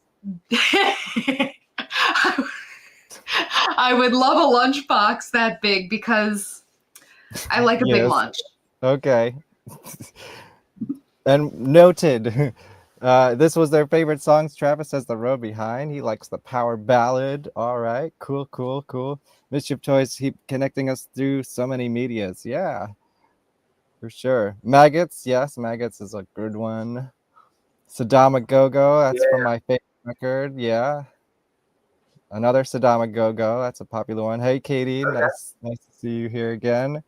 Love, hate song, yeah, hate love songs, I mean. Sick of You, awesome. Fritzy, oh, I was going to ask, does Fritz, the actual cat, run around and knock your Gastlys all off the shelves and stuff, or? He's the most human animal I've ever met in my life. Yeah, he he's is weird. such a good. He's just such a. I can't explain it. He's chill. He doesn't do any. The only thing that he does that I would prefer he didn't do is he scratches things. Like I just bought an ottoman. I was so nice to him. I bought an ottoman so he could like comfortably get up and down from our very tall bed. And he's scratched that up, but it's okay. I'll forgive him. Maybe the variants instead of spatter can be scratches this time. Yeah, that's very smart. Hey, That's funny. I got I like you. that. Look at that. Jim, Nice. Sick and Twisted. Wow, that's a deep Sick cut. and Twisted. Yeah, That's a I don't think they've one of ever my played that favorites. song live, and that's a great. Oh, I love weird that song so much. Yeah, that was from Bloody Pit of Horror, I think. Yes. Yeah. Bloody Pit of that Horror. was Yeah. one of my favorites from there. Yeah, that's a good song. I like that one. There was even a secret handshake once you. Oh, is there a secret handshake? Have we ever done a secret handshake? I feel like we have. Maybe no. No, Well, they're if talking about there the was, coven. they wouldn't tell us, of course. Exactly. We couldn't. You have to be in the coven to know the secret handshake. Yeah. Thank you. No one spoil. Yes, exactly. There you go. Lots of love for Fritz in the chat. Yes. Can't wait wouldn't for love it. him? Awesome. There's a cat emoji. Yes, Katie Squid. Go buy some Gastlys. That's cool. Heather always knocks it out of the park when she comes up with the Gastly ideas. Cool. She does. It's true. I'm very good at that. Thank you. Oh, wow. You got That's a you're compliment. I'm spattered. is the new terminology now. Yes, if you're excited, just okay. That's interesting. Thank you. I'm super famous. Okay, great. Thank you. You are. Well, like, share, and subscribe to my channel if you like this. I guarantee you, even if you go through the GWARPod archives or my regular show VonPod, every conversation is unique and just very very interesting. You might not know the guests, but you should, because they're all super fascinating in their own respect. I have quality over quantity here. Thank you, Adam. Thanks for being here and being the expert. We got love for the Mischief Toys. We are 258. What does that mean? Oh no. They're trolling us. I know, Will 138. haunt my dreams. 258 army. Okay, this is some inside jokes that I don't understand. Yeah. They're hitting us with that old 258. We need a lunchbox that can hold an all-you-can-eat buffet in it for Heather. So that I guess you would have like a fake bottom where you can just keep adding food to the bottom of it, right? Of course. Like Yeah, a or clown it could be car. magic. Exactly, magic, movie magic. Secret handshake is done in private. Yes, with your privates. No. That's the secret handshake. Okay. What is this? What tab is this podcast? That's another inside joke. Justin, you're going to confuse our friend and now movie star Kevin. How dare you? He was on the news. How dare you, Justin? Yeah, Confuse right. him. That's what that was about. Yeah. I know. Yes, Westchester Yonkers News. Yeah, I'm super famous now. At least I was wearing my pink fishnets and I think my Miley Cyrus shirt. So there you go. Oh, I love a Miley fan. Hey, she's got a new album out. Go check it out. Yes, she does. Oh my God. Is there anything we missed? Is there anything you want to add before we get out of here? See, I just want to show you guys. You guys went 2 hours, no problem. Imagine what some of the GWAR members can talk about for hours. Like, that's what this podcast is. These guys just talk until we drop dead, pretty much. Yeah, well, I want to make room. I want to make room for other podcasts that we could do together. Yes. But No, I mean, I think spread it out a little bit. Yeah, I think check out MischiefToys.com and follow us on Instagram at Mischief Toys. We have a group on Facebook called Mischief Toys as well. It's a great group full of great people that most of them are here, or a lot of them are here. And check out Mischief Toys if you haven't already. I think you'll like what you find. It's very if you love Gwar, there's a taste of Gwar in there. Even aside from the Gwar products that we've developed, just generally, we're very underground. We like to have fun, and we do shit. We are completely random, and I think that that's a really important thing about Mischief Toys is that we cause mischief, and you don't know what mischief we're going to cause. Bring them on. It's cool. I like that you guys are talking and talking amongst yourselves and populating the chat. Sometimes there's nobody here to talk to, you know. I'll take it.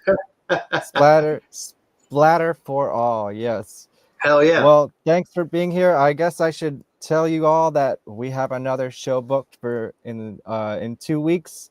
Another band that should probably have some toys, because I mean, look how cool these guys look. Fulminator from Puerto Rico, I believe. They call themselves OG Intergalactic Junkies Cosmic Warlords, Space Time Fugitives, and Metal Band.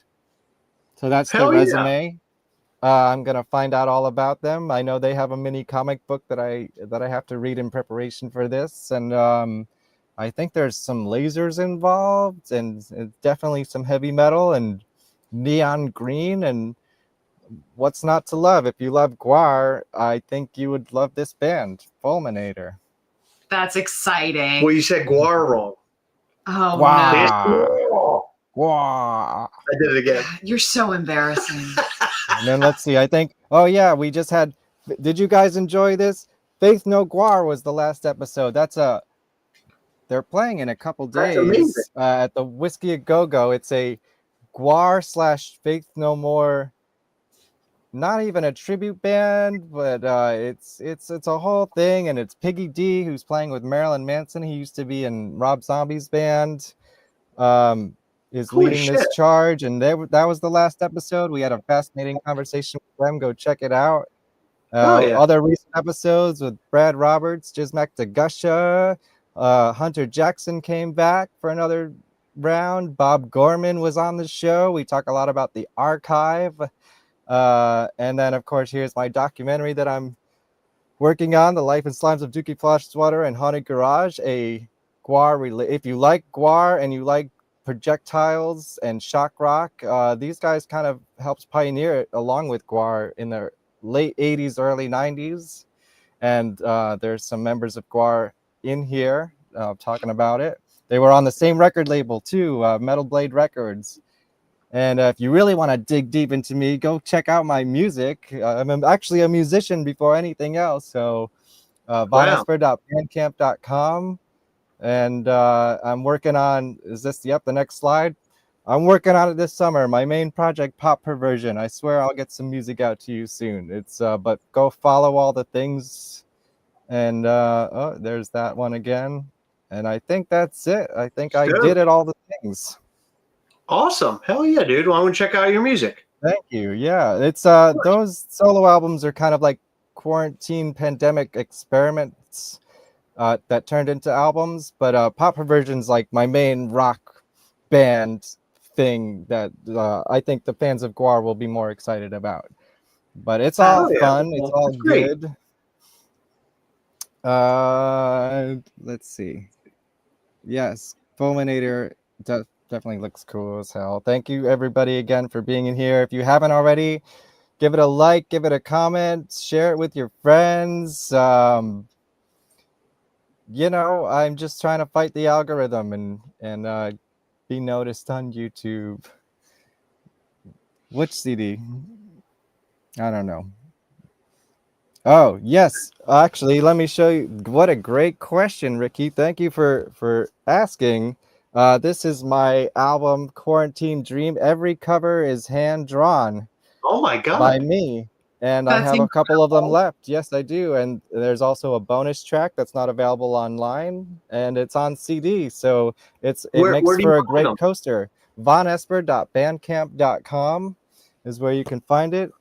These are sold out unless you want to make me an offer, but this was the first album, Welcome to My Pity Party, and the second album, The Final Boss, which is sort of like a video game of life, you know, like it's narrated like a video, like people are playing a video game and every song is like a level, you know. Vonesper.bandcamp.com. Can you go there? Can you buy one of those? Heather's going to buy one. Hold on. Oh, amazing. Thank you so much. Hopefully it doesn't sell out. Those are sold out. I mean, the first two albums are sold out. You can still get them digitally.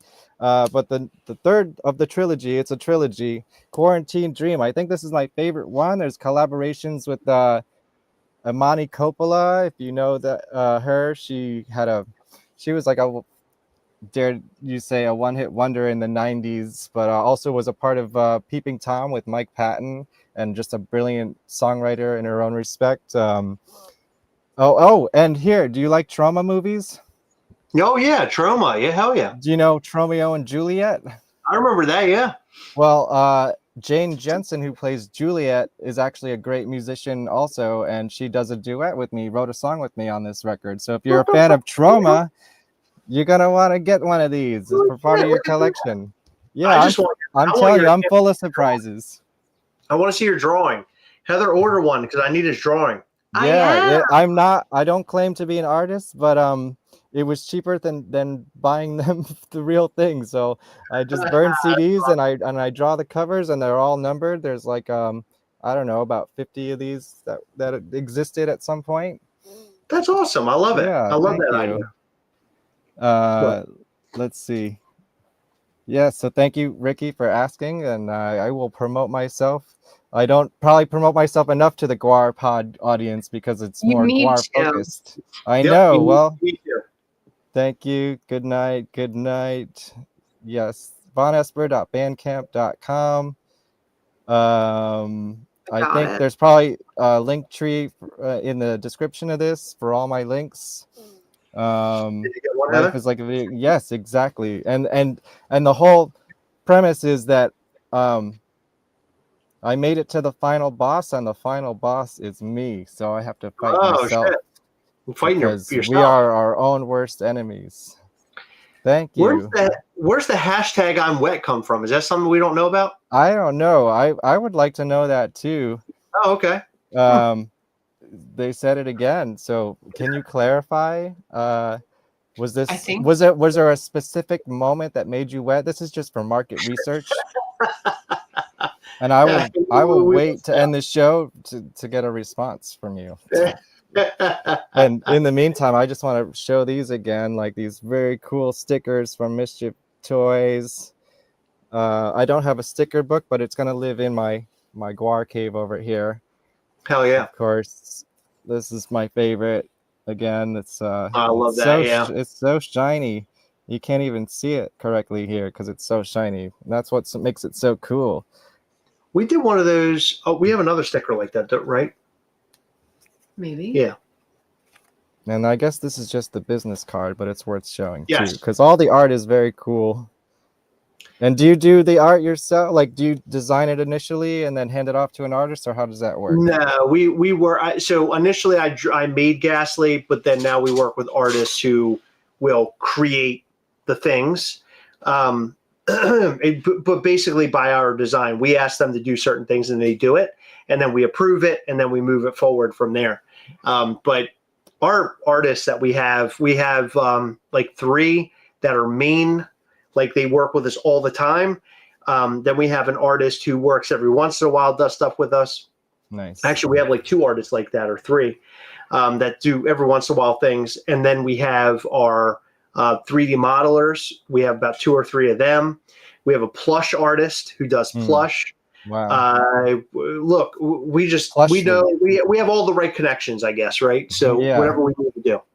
I'm still waiting for this wet response. If you, I don't know, maybe they left the chat.